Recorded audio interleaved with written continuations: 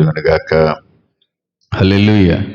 దేవుని యొక్క మహోన్నతమైనటువంటి కృపను బట్టి గడిచినటువంటి సెషన్కు మనం ఎన్ని రాళ్ళు పూర్తి చేసుకోగలిగాం చెప్పాలి. 5 రాళ్ళు పూర్తి చేసుకోవడానికి దేవుడు తగినటువంటి కృప మనందరికీ కూడా అనుగ్రహించాడు. ఈరోజు మనం నేర్చుకోబోయేటువంటి రాయ 6వ రాయ. మొట్టమొదటి 5 రాళ్ళు కూడా చాలా విశ్లేషాత్మకమైనటువంటి రీతిలో పరిశీలించాం. చాలా అద్భుతమైనటువంటి విషయాలన్నీ కూడా మనం నేర్చుకోవడానికి కూడా దేవుడు అద్భుతమైనటువంటి అవకాశం మనందరికీ అందించాడు. మొట్టమొదటి రాయేమో ప్రేమించినటువంటి తండ్రి లోకానికి కుమారుణ్ణి అనుగ్రహించాడు. ఎప్పుడైతే కుమారుణ్ణి అనుగ్రహించాడో దేవుడు ఆ మానవ జాతితో మాట్లాడటకు ప్రయత్నించాడు. ఇది రెండవది. మూడవదిగా మాట్లాడడం కాదు కానీ నేను మీలోకి వచ్చి నివసిస్తానని చెప్పి మూడవదిగా పరిశుద్ధాత్ముని మనలోకి పంపించడం జరిగింది. ఎప్పుడైతే పరిశుద్ధాత్ముడు మనలో ప్రవేశించాడో నాలుగవదిగా జరిగేటువంటి పరిణామం ఏంటంటే స్తుతించడం అనేటువంటిది మొదలయ్యింది. ఇది నాలుగవది. 5వదిగా దేవుడు న్యాయము జరిగించేవాడు.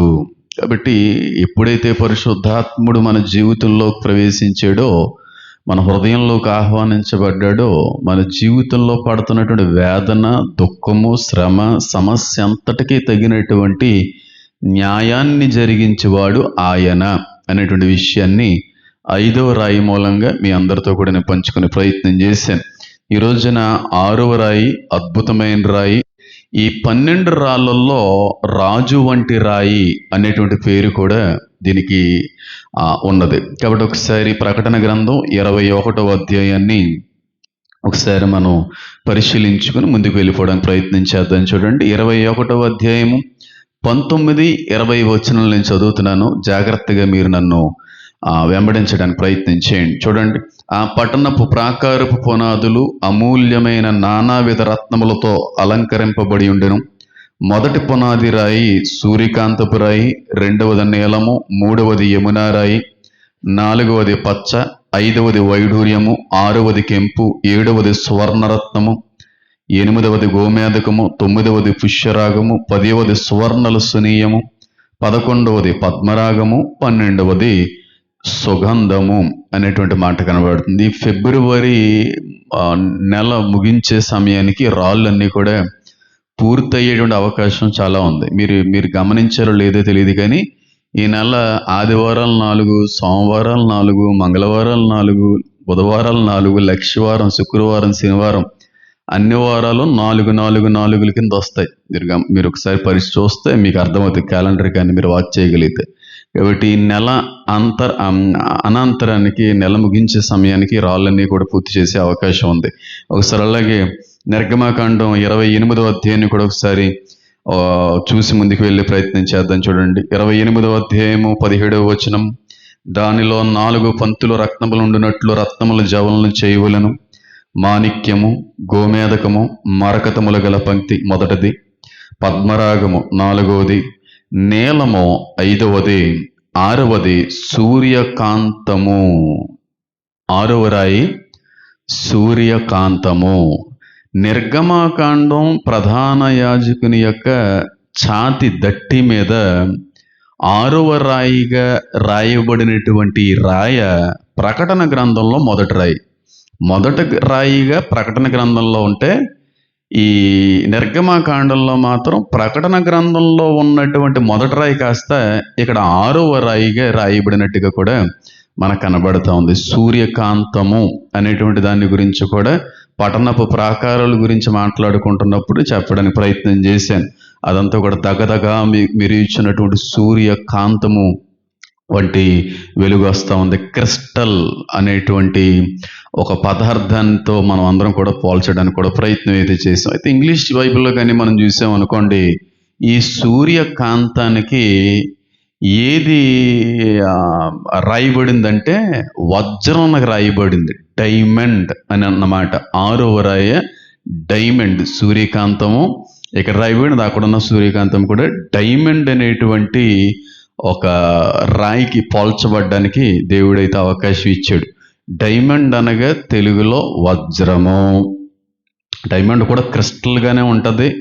డైమండ్ కూడా మీరు పట్టుకుంటే ట్రాన్స్పరెంట్గానే ఉంటుంది. అటు నుంచి ఇటు, ఇటు నుంచి అటు ఉన్నటువంటి వాటిని కూడా చూడగలిగేటువంటి అవకాశం కూడా డైమండ్ని బట్టి ఉంటుంది. అయితే మీరు గమనించారో లేదో తెలియదు కానీ డైమండ్ నుంచి మనం నేర్చుకోవలసినటువంటి పాఠాలు ఏమన్నా ఉన్నాయంటే బోల్డ్ అనే పాఠాలు ఉన్నాయి. చాలా నేర్చుకోవచ్చు. అసలు ఈ డైమండ్ అనేటువంటిది సూర్యకాంతం నుంచి దేవుడు నేర్చుకోవడానికి ఏం అవకాశం ఇచ్చాడు, అసలు మనం ఏమి నేర్చుకోవచ్చు అనే ఆలోచన కానీ మనం చేసినట్టయితే బంగారం కంటే కూడా విలువైంది డైమండ్. మీకు తెలుసో తెలీదో, 1 గ్రాము బంగారం ఈ రోజున ఎంత ఉందండి? ఎంత ఉంది? 13,000 14,000 సుమారుగా ఉంది. ఒకసారి అలా రేజ్ అవుతుంది, ఇలా తగ్గుతుంది. తగ్గిన వెంటనే అదంతా కూడా పెద్ద స్ట్రాటజీ. అది తగ్గినప్పుడు అమ్మో మళ్ళీ పెరిగిపోద్దని చెప్పి కొనేయడానికి వాళ్ళు చేసేటువంటి పెద్ద ప్లాన్ అది. అంతకు మించి ఏమీ కాదు. అటువంటి వాటికి మీరు పడిపోకండి. వెండి విషయంలో కూడా అలా రేస్ చేశారు కదా, వెండి కొనేసారు. ఇప్పుడు వెండిని పట్టించుకోలేని వాళ్ళందరూ కొనేసారు. ఒకసారి దింపేస్తాడు. అదంతా పెద్ద బిజినెస్ మార్కెట్ అది. కాబట్టి అలాంటి కుయుక్తులుగా అలాంటి ప్లాన్స్కి మనం పడకూడదు అనేది నా యొక్క ఉద్దేశం. గ్రాము 14,000 రూపాయలు ఎంత ఉంది బంగారం, ఎంత వస్తుంది గ్రామ్ అంటే. అదే 24 క్యారెట్, చాలా క్యారెట్స్ ఉంటాయి ఈ వజ్రాల్లో కూడా. మంచి క్యారెట్ కలిగినటువంటి వజ్రం 1 గ్రాము, ఒక రాయి కొనాలి అంటే 40,000-50,000 ఉంటుంది. అంటే ఎంత తేడా ఉందో చూడండి. బంగారానికి వజ్రానికి కాస్ట్ ఎంత డిఫరెన్స్ ఉందో. అంటే బంగారం కంటే కూడా ఖరీదైనది, బంగారం కంటే కూడా విలువైనది ఈ వజ్రం.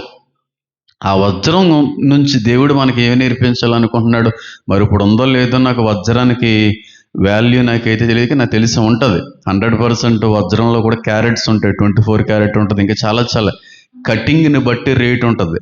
ఆ వజ్రం కటింగ్ని బట్టి ఎన్ని కటింగ్స్ ఉంటే ఆ స్టోన్కి అంత వాల్యూ. ఎన్ని కటింగ్స్ ఉంటాయి, ఎన్ని సార్లు అది కట్ చేయబడితే అది అంత వాల్యూ అన్నమాట. ఇంతకీ వజ్రం ఎక్కడి నుంచి వస్తుంది అంటే ఎక్కడి నుంచి రాదు, బొగ్గు నుంచి వస్తుంది. బొగ్గు బాగా ఒత్తిడికి గురైనప్పుడు బొగ్గు వజ్రం అవుతుంది. అంతే, అది ప్రత్యేకమైనటువంటి సబ్స్టెన్స్ ఏమీ కాదు, అదొక మెటీరియల్ అంతకుంటే కూడా కాదు. బొగ్గు బాగా దగ్గరికి ఒత్తిడికి గురైనప్పుడు అది వజ్రంగా మారిపోతూ ఉంటుంది అన్నమాట. అంటే అన్నీ ఇలా కాదు కానీ చాలా వరకు ఆ విధానంగానే వచ్చే అవకాశాలు అనేవి ఉన్నాయి. అయితే నేను జాబ్ చేసేటువంటి సమయంలో కూడా నాకు అంత ఐడియా ఏం లేదు కానీ మా పిన్ని కూతురు ఫంక్షన్ అయితే నేను ఫస్ట్ టైము ఆ డైమండ్ రింగ్ అనేటువంటిది ఆ పిల్లకి నేను బహుమానంగా ఇచ్చాను. నా సెకండ్ శాలరీయో ఎప్పుడో ఏదో శాలరీ వస్తే అది తీసుకుని వెళ్ళి ఆ అమ్మాయికి ఇవ్వడం జరిగింది. ఆ రోజుల్లోనే చాలా కాస్ట్. మరి ఇప్పుడు ఆ కాస్ట్ పెరిగిందో తగ్గిందో నాకైతే తెలియదు కానీ అసలు వజ్రం యొక్క ప్రాముఖ్యత ఏంటంటే శ్రేష్టమైన, చాలా కలంకము లేనిదై, శ్రేష్టమైనదై, విలువైనదైనటువంటి ఒక రాయి ఈ వజ్రం. అసలు ఈ వజ్రం మనుషులు ఏ విధంగా దీన్ని చూస్తూ ఉంటారంటే ఈ వజ్రం అనేటువంటిది మొట్టమొదటి కారణం పెట్టుకోవడంలో, ధరించడంలో ఉన్న కారణం ఏంటంటే అందం కోసం పెట్టుకుంటారు. వజ్రం అందం కోసం పెట్టుకుంటారు. ఎందుకంటే వజ్రం అంటే కనబడిందంటే జిగ్ జిగ్మంటది కనుక అదొక రకమైన అందం. కాబట్టి బ్యూటీ కోసం చాలామంది వజ్రాన్ని కొంటూ ఉంటారు. రెండవది, వజ్రాన్ని ఎందుకు చాలామంది కొనడానికి ఇష్టపడతారంటే వారి యొక్క రేంజ్ను చూపించడానికి.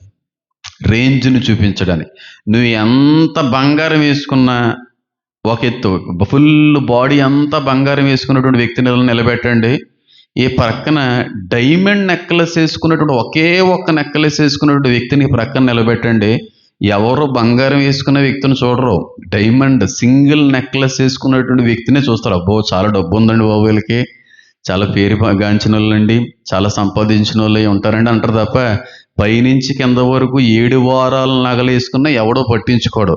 సింపుల్గా డైమండ్ నెక్లెస్ ఒక్కటి వేసుకుని ప్రక్కన నిలబెడితే 7 వారాల నగలు కూడా ఏమైపోతాయి, కొట్టివేయబడతాయి. కాబట్టి రేంజ్ చూపించుకోవడానికి కూడా డైమండ్ అనేటువంటి దాన్ని చాలామంది కొనడానికి ప్రయత్నం చేస్తూ ఉంటారు. మూడవదిగా ప్రాముఖ్యంగా అసలైనటువంటి కారణం ఏంటంటే బంధం బాగుంటుంది, వైవాహిక జీవితం బాగుంటుంది. భార్య భర్తల మధ్యన ఉన్నటువంటి బంధాన్ని బలపరచడానికి కూడా ఇది సాదృశ్యంగా ఇది ఉపయోగపడుతుంది అనేటువంటి ఉద్దేశంతో కూడా డైమండ్ అనేటువంటిది వేసుకుంటా ఉంటారు. అందుకే మీరు ఎప్పుడన్నా క్రిస్టియన్ మ్యారేజెస్లో చూసారనుకోండి, రింగ్స్ మార్చుకుంటా ఉంటారు. డైమండ్ రింగ్స్ అనేటువంటివి ఒకరొకరు ఎక్స్చేంజ్ చేసుకుంటూ ఉంటారు. మీరు చూసారో లేదు, అంటే కొంతమంది గోల్డ్ రింగ్స్ కూడా పెట్టుకుంటారు, కానీ గోల్డ్ మీద కూడా ఎంతో కొంత డైమండ్ స్టోన్ ఉండాలి అనే ఉద్దేశంతో చాలామంది రింగ్స్ ఎక్స్చేంజ్ చేసుకుంటూ ఉంటారు. ఎందుకంటే కేవలం అది వెస్టర్న్ కల్చర్ నుంచి వచ్చింది కనుక క్రిస్టియన్ మ్యారేజెస్లో పెళ్లి చేసుకునేటువంటి ఆ నవదంపతులు పెళ్లి కుమార్తె తీసుకుని వచ్చినటువంటి ఉంగరం పెళ్లి కుమారుడికి, పెళ్లి కుమారుడి యొక్క ఉంగరం పెళ్లి కుమార్తెకి ఇచ్చి ఒకరొకరు ఎక్స్చేంజ్ చేసుకుంటారు. ఎందుకంటే డైమండ్ లాగా వారిద్దరి మధ్యన బలమైన బాండ్ ఉండాలి అనే ఉద్దేశంతో కూడా ఈ వజ్రాన్ని చాలామంది ఉపయోగిస్తూ ఉంటారు. నాకు తెలియగలుగుతాను, డైమండ్ రింగులు పెట్టుకుంటే బంధాలు బాగుంటాయా? డైమండ్ రింగులు పెట్టుకుంటే బంధాలు బాగుంటాయా? ఏమో, నాకైతే అనుమానమే. నేనైతే దీన్ని నమ్మను. ఒక భర్త యొక్క భార్య యొక్క వైవాహిక జీవితంలో బంధం బలంగా ఉండాలి అంటే, బాగుండాలంటే డైమండ్ రింగులు కాదు పెట్టుకోవలసింది, వాళ్ళిద్దరి మధ్యన దేవుని పెట్టుకోవాలి. ఎప్పుడైతే వాళ్ళిద్దరి మధ్యన దేవుడు ఉంటాడో, రెండవదిగా వాళ్ళిద్దరి మధ్యన ఎప్పుడైతే అసలు సిసలైనటువంటి ప్రేమ ఉంటుందో, మూడవదిగా అన్నిటికీ మించినటువంటి అండర్స్టాండింగ్ ఎప్పుడైతే ఉంటుందో వైవాహిక జీవితం బాగుంటుంది. కానీ ఈ మూడింటిలో ఏది లేకపోయినా సరే జీవితం సర్వనాశనమే, నేను ఖచ్చితంగా చెప్పగలను. అంతేగాని పెళ్లి చేసుకున్నటువంటి దంపతులు బాగుండాలి, సిమెంటు నీరు ఎలాగైతే కలిసిపోయి గట్టిపడిపోతుందో అలాగే వీళ్ళిద్దరి బంధం గట్టిగా అయిపోవాలి అనే కారణంతో ఈ డైమండ్ రింగ్స్ పెట్టుకుంటా ఉండేవారంట, జ్ఞానం లేక చేసేటువంటి పనులు.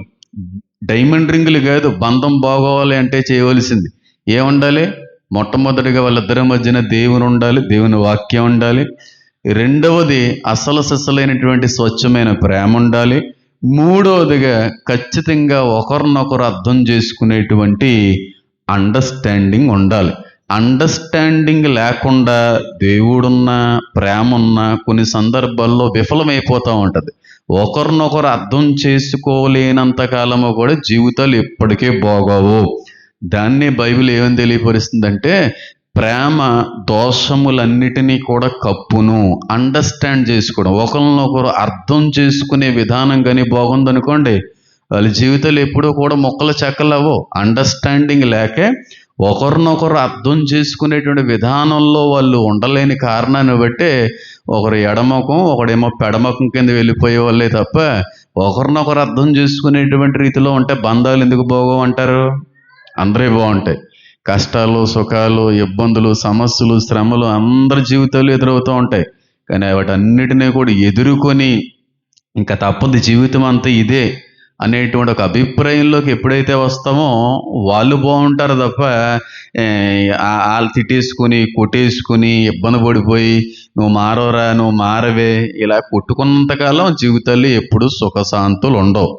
కాబట్టి ఇది మామూలే కదా, ఇది ఇంకా అలవాటే కదా, ఇంక ఇలాగే వదిలేయడం బెస్ట్ అనేటువంటి ఒక అభిప్రాయానికి వచ్చేయాలి తప్ప కొంతమంది పీకేసుకుని చివరికి ఆ రిలేషన్ కూడా పీకేసుకునేటువంటి పరిస్థితులకి కొన్ని సందర్భాల్లో వచ్చేస్తూ ఉంటారు. అండర్స్టాండింగ్ ఉండాలి. 100% కూడా దంపతుల మధ్యన అండర్స్టాండింగ్ లేకపోతే, ఒకరినొకరు అర్థం చేసుకునేటువంటి ఒక ఆలోచన విధానం కానీ వాళ్ళకి లేకపోతే ఎప్పటికీ వాళ్ళ జీవితాలు బాగోవు. బైబిల్ ఏం చెప్తుందంటే, నీ భర్తకి లోబడు అంటుంది. అదే బైబిల్ భర్తతో ఏం చెప్తుంది తెలుసా? నీ భార్యని ప్రేమించి అంటుంది. ఇద్దరికీ ఒకే మాట చెప్పలేదు దేవుడు. ఒకరికి ఒక మాట ఇచ్చాడు, ఒకరికేమో ఒక మాట చెప్పాడు. ఒక భర్త భార్య నుంచి కోరుకునేటువంటిది ఏదన్నా ఉందంటే ప్రపంచం మాట్లాడుకునేటువంటిది అందం, సుఖం అంటారు. అది పెద్ద అబద్ధం. ఒక భర్త నిజంగా భార్య నుంచి కోరుకునేటువంటిది అందం, సుఖం కాదు, గౌరవం. నిజమైనటువంటి భర్త భార్య నుంచి ప్రాముఖ్యంగా కోరుకునేది ఏదన్నా ఉందంటే రెస్పెక్టే. గౌరవించేటువంటి భార్య అంటే భర్తలకు చాలా ఇష్టం. గౌరవించనటువంటి భార్యలు ఎప్పుడే కూడా భర్త ప్రేమించలేడు. ఇది నిజం. ఒక భర్త భార్య నుంచి కోరుకునే ఏకైకమైనది ఏదన్నా ఉందంటే అందమో సుఖమో కాదు.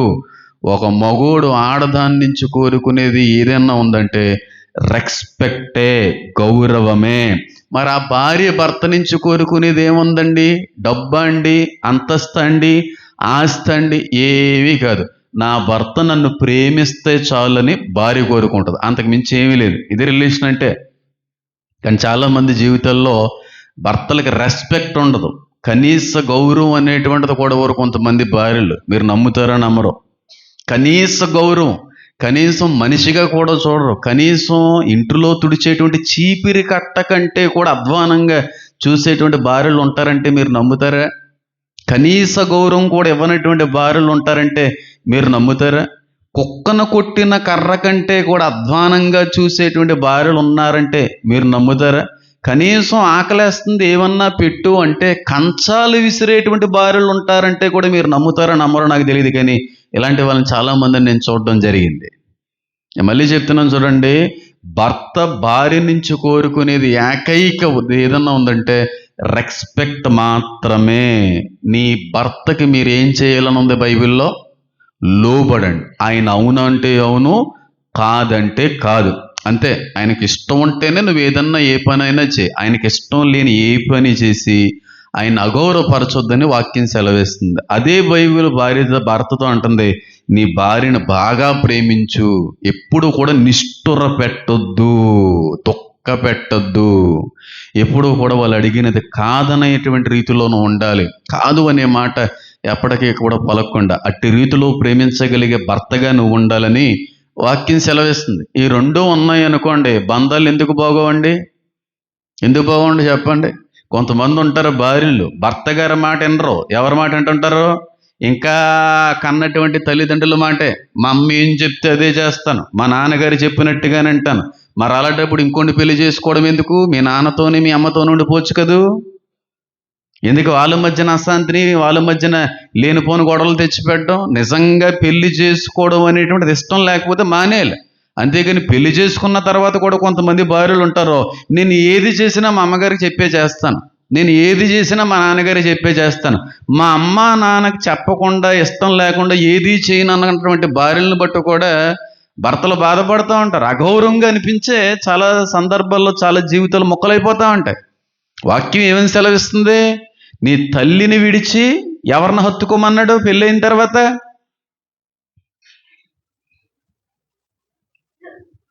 చాలామంది ఇప్పుడు చాలామంది అనే మాటతోని వదిలేస్తున్నాం, కానీ చెప్పుకుంటే బాగోదు, అంతే. కనీస గౌరవం కూడా ఇవ్వనటువంటి భార్యలు ఎంతమంది ఉన్నారంటే అంతమంది ఉన్నారు. కానీ వాక్యం సెలవిస్తుంది, నీ భర్తకు నువ్వు లోబడాలి. నీ భర్త నుంచి కోరుకునేటువంటిది ఏదైనా ఉందంటే అది కేవలం రెస్పెక్టే, రెస్పెక్టే, రెస్పెక్టే. ఇది ఉంటే ఖచ్చితంగా జీవితాలు బాగుంటాయి. డైమండ్ రింగ్స్ పెట్టుకుంటే బాగోదు జీవితం. కొంతమంది ఏమనుకుంటారంటే ఆ రాయి పెట్టుకుంటే బాగుంటుంది అన్నారండి పలానా జ్యోతిష్యుడు, లేకపోతే పలానా ధరిస్తే పలానాది కట్టుకుంటే బాగుంటుంది అన్నారండి కొంతమంది. అవి ఏమీ కాదండి. వాళ్ళ మధ్యన అండర్స్టాండింగ్ లేకపోతే నువ్వు ఎన్ని తీసుకొని వచ్చినా అది జరగని పని. అందుకే ఒకరినొకరు అర్థం చేసుకుంటేనే ఆ వివాహ జీవితం అనేటువంటిది బాగుంటుంది. అంతేగాని కొన్ని విషయాల్లో నువ్వు తగ్గాలి, కొన్ని విషయాల్లో ఆయన తగ్గాలి, అది అర్థం చేసుకోవడం అంటేనే. అంతేగాని అన్ని విషయాల్లో కూడా నాదే పై చేయి ఉండాలి, నాదే పెత్తనమై ఉండాలి, నేను చెప్పినట్టుగా నడవాలని భర్త ఉండకూడదు, అటు భార్య గారు ఉండకూడదు. కొన్ని విషయాల్లో నువ్వు తగ్గాలి, కొన్ని విషయాల్లో ఆయన తగ్గాలి, కొన్ని విషయాల్లో ఆయన చూసి చూన్నట్టుగా వదిలేయాలి, కొన్ని విషయాల్లో నువ్వు చూసి చూన్నట్టుగా ఇంక ఫోన్లే ఈ విషయంలో ఆయన ఇష్టమే జరిగిందాంలే అన్నట్టుగా ఉంటే ఏముండదు. కానీ అన్ని విషయాలు నాకు నచ్చినట్టుగా జరగాలంటే కొన్ని సందర్భాల్లో మొక్కలైపోతాయి తప్ప ఎట్టి పరిస్థితుల్లో కూడా అంటబడి ఉండదు అని నేనైతే ఖచ్చితంగా చెప్పగలను. కాబట్టి డైమండ్ రింగ్స్ మీద మీరు విశ్వాసం పెట్టుకోద్దు, కానీ ఎవరిని తీసుకొని రండి మీ ఇద్దరి మధ్యకిని? దేవుని తీసుకొని రండి. దేవుడు ఉండాలి, మీ ఇద్దరి మధ్యన నిజమైన ప్రేమ ఉండాలి, అన్నిటికీ మించి మూడవదిగా అర్థం చేసుకునేటువంటి మనస్తత్వం కూడా ఉండాలి. ఈ మూడు ఏంటంటే ఆత్మీయంగా ఆలోచిస్తే దేవుడు, ఎమోషనల్గా ఆలోచిస్తే ప్రేమ, ఫిజికల్గా ఆలోచిస్తే అండర్స్టాండింగ్, అంతే. దీని గురించి ఎక్కడన్నా పెళ్ళిళ్ళలోనూ వాటిల్లో మాట్లాడితే బాగుంటుంది, తర్వాత ఎప్పుడన్నా మాట్లాడుకోవడానికి ప్రయత్నం అయితే చేద్దాం. సరే, ఈ 6వ రాయ సూర్యకాంతముతో పోల్చబడింది. సూర్యకాంతపు రాయిగా అక్కడ రాయబడింది. అయితే ఈ 6వ రాయి ఏ కుమారుడికి సాదృశ్యంగా ఉంది? ఎవరికి పోల్చబడింది? 5వ రాయేమో ఆ, రాహేలు యొక్క పనికత్తి అయినటువంటి బిల్హా యొక్క మొదటి కుమారుడైనటువంటి దానికి పోల్చబడింది. మరి 6వ రాయి ఎవరికి పోల్చబడింది? చూద్దాం, చూడండి. ఆదికాండం 30వ అధ్యాయము. ఆదికాండం 30వ అధ్యాయం ఒకసారి వద్దాం, చూడండి. చాలా క్లియర్గా ఆ వ్యక్తి యొక్క ప్రస్తావన కూడా కనబడుతుంది.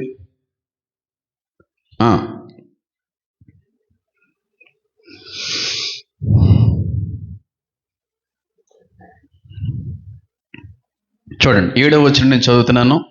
రాహేలు దాసి అయిన బిల్హా తిరిగి గర్భవతి యాకోబుకు 2వ కుమారుని కనెను.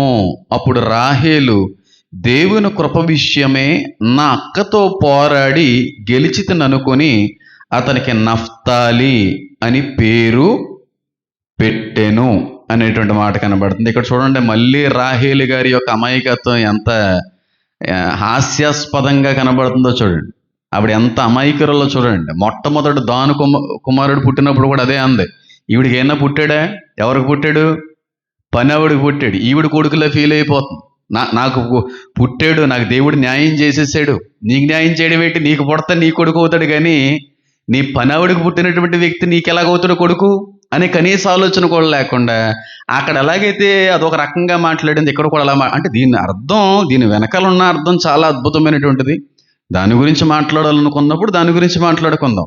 కాన్సెప్ట్ అది కాదు కనుక ఈ విషయంలోనే మాట్లాడదాం. చూడండి, అప్పుడు రాహేలు దేవుని కృప విషయమై నా అక్కతో పోరాడి గెలిచితను అనుకుని అతనికి నఫ్తాలి అని పేరు పెట్టెను. వాస్తవానికి నఫ్తాలిని కన్నటువంటి తల్లి పోరాడింది. ఎప్పుడు?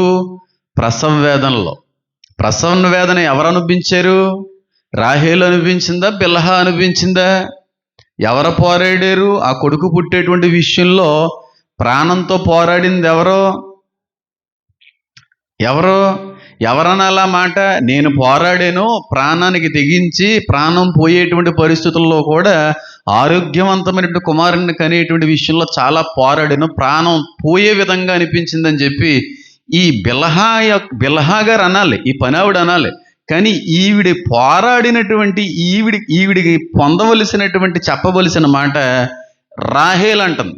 చూడండి ఎంత దారుణమైనటువంటి పరిస్థితో, ఎంత దారుణమైన పరిస్థితి చూడండి. అక్కడ మాట్లాడుతూ ఉంది, రాహేలు దేవుని కృప విషయమే నా అక్కతో పోరాడి గెలిచితను అనుకొని ఇంకా అనుకోవడమే. ఆవిడ అలాగ అనుకుంది, అక్క చెల్లిగారు అలా అనుకోవడం. ఎంతకీ దేవుడు ఏమనుకుంటున్నాడు అనేది మనకు అనవసరం. చిన్నవాడి పెద్దవాడు అలా చేసింది, అలా చేసుకొచ్చింది. అనుకొని పెట్టింది. ఎంతమందికి పేర్లు? 4 పేర్లు పెట్టింది. ఈవిడ కూడా అనుకొని పెడుతుంది పేర్లు. ఇంతకీ ఈ వీళ్ళు అనుకొని పెట్టినయే తప్ప, చేసినయే తప్ప దేవుడు అనుకొని పెట్టమన్న పేర్లు కాదు. దేవుడు అనుకోవట్లేదు, వీళ్ళు అనేసుకుంటున్నారు. కొంతమంది అలాగే అంటారు, దేవుడు ఇలా చేయమంటున్నాడు అనుకొని, దేవుడు చూపించాడు అనుకొని, దేవుడు మాట్లాడాడు అనుకొని, దేవుడు దర్శనం ఇచ్చాడు అనుకొని, దేవుడి వల్ల ఇది జరుగుతుంది అనుకొని చేస్తుంటారు. కానీ ఎంతకైనా ఆయన ఏమనుకున్నాడని ఎప్పుడో మోకాళ్ళేసి, ప్రభువా నాకు ఎలాంటి దర్శనం వచ్చింది, ఎలాగ అనిపించింది, ఎలాంటి ప్రేరేపణ వచ్చింది, ఎలాంటి స్వరం అన్నట్టు అనిపించింది, ఇంతకీ నాకు అనిపించింది కాదు నాయన, నీకేమనిపిస్తుంది అయ్యా, నువ్వేమనుకుంటున్నావయ్యా అని ఎప్పుడన్నా మనం ఏ పనైనా ప్రారంభించే ముందు ఉపవాసం ఉండి ప్రార్థనలో కనిపెట్టి ఆయన చిత్తాన్ని తెలుసుకుని ప్రారంభించిన వాళ్ళు ఎవరన్నా ఉన్నారా? ఎవరో లేరు. అందుకే కుమారుడు ఏమన్నాడు తెలుసా? ప్రభువా ప్రభువా అని పిలిచి వారందరూ దేవుని రాజ్యాన్ని స్వతంత్రించుకోలేరు, కానీ నా తండ్రి చిత్తాన్ని నెరవేర్చిన వాడు మాత్రమే. అక్కడ మిస్ అయిపోతుంటారు చాలామంది. చేసేది, జరిగేది, అనుకున్నది, మనం జరిగించేదంతా కూడా దేవుడి చిత్తమే అని మీరు అనుకోకండి. ఆయన ఏమనుకుంటున్నాడో తెలుసుకుని అది జరిగించడానికి ప్రయత్నం చేయండి. అంతేగాని మీకు నచ్చిందని చేసేసి పైగా దానికి ఎవరికి లింక్ పెట్టేస్తుంటాం? కలొచ్చిందండి, చీటీలు వేసామండి, ఇవి తిప్పామండి, అదండి ఇదండి. ఏం మాట్లాడుతున్నారు రా బాబు మీరు? దేవుడు మాట్లాడాలంటే దీని దగ్గరికి వస్తే మాట్లాడతాడు ఆయన. బైబిల్ దగ్గరకు వస్తే ఆయన ఏమనుకుంటున్నాడో చెప్తాడు ఆయన. మనం అనుకొని చేసిన పనులన్నీ కూడా దేవుడి నుంచి వచ్చినాయి అని అనుకొని ఆయనకు ఆపాదిస్తూ ఉంటాం. చాలా ఫెయిల్ అయిపోతుంటాం జీవితంలో, చాలా విషయాల్లో ఫెయిల్ అయిపోతుంటాం. నేను అందుకే అంటున్నాను, కుమారుడు చాలా క్లియర్గా అన్నాడు, ఓరే బాబు, ఒరే నా తండ్రి చిత్తాన్ని జరిగించేవాడు వెళ్తాడు రా నాయన పరలోకానికి. యేసయ్య ప్రభువా ప్రభువా అన్నవాడు అందరూ వెళ్ళిపోరు. ఆయన చిత్తం ఏంటో తెలియకుండా తెలుసుకోకుండా చేసేసి రేపు రోజున ఇదేంటి నేను పరలోకానికి వెళ్ళలేదంటే, ఎప్పుడు ఆయన చిత్తాన్ని జరిగించావు, ఎప్పుడైనా ఇష్టాన్ని జరిగించావు, ఎప్పుడైనా చిత్తాన్ని తెలుసుకోవడానికి నువ్వు ఇష్టపడ్డావు, ఎప్పుడైనా ప్రభువా నీ చిత్తం నా జీవితంలో ఏమై ఉన్నదయ్యా, ఇది చెయ్యమంటారా వద్దని ఎప్పుడన్నా చేసావా? ఎప్పుడు అడగలేదు. పైగా ఈ రోజు అదేంటి నేను పరలోకానికి వెళ్ళలేదని అడిగితే, నువ్వు ఎంతకీ దేవుని యొక్క చిత్తాన్ని జరిగించావు అని అడిగితే నువ్వు ఇచ్చే సమాధానం ఏమిటో ఒకసారి ఆలోచించేయాలి. రాహేలు లేయగారి యొక్క అమాయకత్వం చూడండి. అనుకొని అనుకొని అనుకొని దేవుడిచ్చాడా ఆ కుమారుణ్ణి? నువ్వు కాదు, ఆ పనావిడ దగ్గరికి వెళ్ళి, మా అక్క ముందు సిగ్గు అనిపిస్తుంది, నాకు అవమానంగా అనిపిస్తుంది, వెళ్ళి అర్జెంటుగా ఆవిడతో కలిసి నాకు కుమారుని కనిపించు అన్నది నువ్వా? కానీ పైగా ఏమంటున్నావు నువ్వు? దేవుడి మీదకి పెట్టేస్తున్నావు అదంతా కూడానే. నీకు సిగ్గనిపించి ఒక పనావిడి దగ్గరికి నీ సొంత భర్తను పంపించి ఆవిడతో ఒక కొడుకుని కనవయ్య అన్నది నువ్వు. కానీ ఈవిడేమంటుంది? దేవుడు నా శ్రమను చూసి కుమారుడు అనుగ్రహించను అనుకొని, నా అక్కతో నేను పోరాడాను అని అనుకొని దేవుడిచ్చిన ఎక్కడి నుంచి వస్తాయండి? ఒక్కసారి ఆలోచించేయండి. వాళ్ళు చేసినటువంటి పొరపాట్లు చిన్న చితక పొరపాట్లే ఎంత భయంకరమైనటువంటి నష్టాన్ని తీసుకుని వచ్చేసింది మిగిలిన గోత్రాలన్నిటికీ. ఆల్రెడీ అమ్మమ్మ గారు చేసిన తప్పునని వీడు ఒకసారి జ్ఞాపకం చేసుకోవాలి. అమ్మో మా సారమ్మమ్మ ఇదే తప్పు చేసింది, దేవుడు ఇచ్చినటువంటి వాగ్దానాన్ని మర్చిపోయి దేవుని మీద ఉన్నటువంటి మాటని నమ్మకపోగా హాగర్ దగ్గరికి పంపించి ఇదిగో ఆవిడతో కొడుకును కను అని అన్నదే. అలా చేయడం వల్ల ఎంత నష్టపోయింది, దేవుడి చిత్తాన్ని తెలుసుకోకుండా చేసింది. ఈ రోజున ఆవిడ చేసిన తప్పు మళ్ళీ నేను చేయకూడదురా? అది లేదు. ఈవిడ చేసి అన్నీ చేసేసి పైగా దేవుడికి దాన్ని అటాచ్ చేసే ప్రయత్నం చేస్తాం అన్నాడా దేవుడు? ఏమన్నా అంటే పోను చూపించండి. అమ్మ రాహేలు, నీకు పిల్లలు పుట్టేటువంటి అవకాశం కానీ ఇంకెప్పటికీ లేదమ్మా, నీకు గర్భయోగం అనేటువంటిది, పిల్లల సంతాన యోగం అనేటువంటిది లేదమ్మా అని అన్నాడా? ఒకవేళ అని ఉంటే నిజంగానే ఆవిడకి సంతాన యోగం లేదనుకో, తర్వాత పిల్లల కన్నది రాహేలు, ఎలాంటి కొడుకులు కన్నది ఆవిడి? ప్రతిదానికి తొందరే, ప్రతిదానికి అన్ని ఫాస్ట్గా అయిపోలే, అన్ని త్వరగా అయిపోలే. క్రైస్తవుల్లోనే ఇంక వీళ్ళకి నిరీక్షణ విశ్వాసంతో సంబంధం ఏం లేదు, అనుకుంటే అయిపోవాలంతే. రాత్రికి ప్రార్థన చేస్తారో ఉదయానికి దేవుడు సమాధానం ఇచ్చారు, అప్పుడే దేవుడు మంచోడు అవుతాడు. అబ్రహాం ఎన్ని సంవత్సరాలు ఎదురు చూశాడు? ఎన్ని సంవత్సరాలు? 25 సంవత్సరాలు. ఆయనకంటే గొప్పలమా? దేవుడితో స్వయంగా మాట్లాడిన వ్యక్తి, దేవుడికి స్వయంగా తన చేతులతో వడ్డించి వంట వండిన వ్యక్తి, ఆయన జీవితంలోనే 25 సంవత్సరాలు టైం పట్టిందే. అడిగాడు ఎప్పుడన్నా ఎలా చేస్తున్నావు ఏంటని? అంతవరకు ఎందుకండి? మీ సేవకులు పారాసామ్యులు గారు ఎన్ని సంవత్సరాలు చేశారు పరిచర్య? 89 సంవత్సరాలకో 92 సంవత్సరాలకో ఆయన ప్రభువునందు నిద్రించారు. సొంత చర్చ్ ఎప్పుడు వచ్చింది? చచ్చిపోయేటువంటి ఆఖరి 20 సంవత్సరాలకి దేవుడు ఇస్తే చర్చ్ వచ్చింది. కానీ ఈ రోజున ఎలాగున్నారు? సేవలోకి రావడంతోనే సొంత చర్చ్ ఉండాలి, సొంత ఇల్లు ఉండాలి, సొంత సంఘం ఉండాలి. నిత్యాంప పగలు కూడా అతడు దేవుడు. పనికి మాలోళ్ళారా, ఎక్కడుందరా నిరీక్షణ, ఎక్కడుందరా విశ్వాసం? కొంతమంది నాకు వాళ్ళని తిట్టాలని అనిపించదు, కానీ ఒకటే అనాలనిపిస్తుంది. సార్ మేము పలానా చోటని చర్చి కడుతున్నామండి, చర్చి కట్టుకుంటున్నాము, మీ వంతు సహాయం మాకు చేస్తారండి, ఫోన్ చేసామండి, మెసేజ్ చేసామండి. నువ్వు చర్చి కట్టుకుంటే నేను ఎందుకు చేస్తాను? సేవకు పిలిచింది నేనా దేవుడా? నేనా దేవుడా? నీకు చర్చి అవలవ్వాలి? ఆయన అడుగు, ఆయన అడిగి నన్ను ప్రేరేపిస్తే అప్పుడు నేను ఇస్తాను. నువ్వు నన్ను అడుగుతావేటి నేను పిలిచినట్టుగానే అని అనాలి అనిపిస్తుంది. కానీ అర్థం చేసుకోవడంలో లోపం ఉంటుంది కదా. ఈ పాస్టర్ గారిని అడిగితే తిట్టాడు అని తర్వాత అంటారు. నాకు ఎందుకు వచ్చిందో మాటలను కొన్ని సందర్భాల్లో చేస్తాను, కొన్ని సందర్భాల్లో చేసే అవకాశం ఉండదు. నేను పిలిచాను, నేను సేవకి ఏమన్నానే? ఒరిస్సాకి సేవ చేయమని నేను చెప్పానా? మరి నా నెంబర్ తీసుకుని నాకు ఫోన్ చేసి ఒక ఆయన ఉన్నాడు, పేరైతే నేను చెప్పను, అలాగే అవమానించడం నాకు ఇష్టం లేదు, కానీ నా నెంబర్ ఎలా సంపాదించేసాడండి ఆయన. ఫోన్ మీద ఫోన్ చేస్తుంటే లిఫ్ట్ చేశాను. ఇంకా ఏంటంటే, సార్ అది బాబోయ్ మీ వాక్యం అదండి ఇదండి, స్టార్టింగ్ ఇలా ఎత్తేస్తున్నాడు. నాకు అర్థమైపోయింది, ఎత్తేస్తున్నప్పుడు అర్థమైపోద్ది, తర్వాత నువ్వు ఏమంటావు ఏమడుగుతావు అన్నది. ఒక 5 నిమిషాలు బిస్కెట్ వేసిన తర్వాత అన్నాడు, సార్ ఇలా పలానా అవసరం ఉందండి, కొంచెం మీరు నాకు అదండి ఇదండి అని అంటే, సరే అండి తర్వాత కాల్ చేయండి, నేను ఫ్యామిలీతో బయటకు వచ్చాను, నన్ను అందంగా మాట్లాడాను. తర్వాత 2 సార్లు నేను రిప్లై ఇవ్వడం ఏదో కొంచెం ఆలస్యం అయితే, 4సారి ఆయన ఏమని రిప్లై మెసేజ్ చేశాడు తెలుసా? ఎన్నిసార్లు అడగాల మిమ్మల్ని? నువ్వేమన్నా నా దగ్గర దాసావా ఏమన్నానే? నువ్వేమన్నా నాకేమన్నా తెలుసా? ఎన్నిసార్లు అడగాలండి, ఎన్నిసార్లు మెసేజ్ చేయాలండి? నాకు కొంచెంసేపు ఫ్యూజులండి ఎగిరిపోయినాయి. నేను అంతకీ బతుకున్నానా చచ్చిపోయినా అనిపించింది కొంచెంసేపు. ఎవరికి ఫోన్ చేసి ఏం అడుగుతున్నారా? నువ్వు ఎవడో నాకు తెలియదు, పైగా నేను ఇస్తే తీసుకోవాలి, లేదంటే నోరు మూసుకుని వెళ్ళిపోవాలి. ఇంకా సరే అని చెప్పి డిమాండ్ చేస్తున్నాడు ఆ వ్యక్తి. నన్ను ఎవరో మెసేజ్ చేస్తారు చూడండి, తప్పు అనట్లేదు, దేవుడు ప్రేరేపిస్తానే కదా నేనన్నా ఇవ్వగలిగేది, దేవుడు ఇస్తానని నేనన్నా ఇవ్వగలిగేది. నేను ఏమన్నా కోట్లు సంపాదించడానికి వచ్చానా? కోట్లు సంపాదించేమన్నా సేవలోకి వచ్చానా? జీరోతో ఇక్కడికి వచ్చాను. నేను అదే చెప్పాను మా తల్లిదండ్రులకు కూడా, ఏది వద్దు, నేను సేవలోకి వచ్చేటప్పుడు ఎలాగైతే ఒట్టి చేతులతో వచ్చానో ఒట్టి చేతులతోనే చచ్చిపోవాలి. మీ నాన్నగారి అకౌంట్లో ఇంకా చచ్చిపోయే ముందు 500 అయినా ఉన్నాయి, నా అకౌంట్లో అది కూడా ఉండకూడదు. అది నా కాన్సెప్ట్. ఇది సేవ, నేను అనుకున్న సేవ ఇది. అందుకే పరిచర్లు ఎన్ని అవసరతలు ఉన్నాయి మీకు తెలియదు ఏం కాదు. ఎప్పుడు మిమ్మల్ని నేను అడగను. ల్యాప్టాప్ పోయిన తర్వాత ఎంత నష్టపోయినో ఎన్ని అవసరాలు అయిపోయినా మీకు తెలియదు ఏం కాదు. ఏం అమ్మని అడిగితే చేయదా? మా నాన్నగారిని అడిగితే ఇవ్వలేరా? అయ్యో దేవుడి పనే కదా. ఎప్పుడు నా ఇంటి వారిని కూడా నేను అడగను నా అవసరాల కొరకు. అలా అవసరమైతే దేవుడు నాకిస్తాడు, నేను ఎందుకు అడగాలి? ఆయన పిలుచుకున్నాడు నన్ను, ఆయన ఇవ్వాలి. నా తల్లిదండ్రులు ఏమైనా పిలిచారా నన్ను సేవలోకి? ఇది నా ఆలోచన విధానం. అది ఎంతవరకు కరెక్ట్ అన్నది దేవుడు తెలియదు. నా తల్లిదండ్రులు అడిగితే పెద్ద విషయం కదమ్మా, నాకు ఇది అవసరం ఉంది, పరిచయ నిమిత్తం ఇది చాలా ఇబ్బంది అవుతుంది ఇది లేకనంటే, వారు ఏదో విధంగా ఆలోచించి ఏదో చేస్తారు. అడగను, సమస్య లేదు.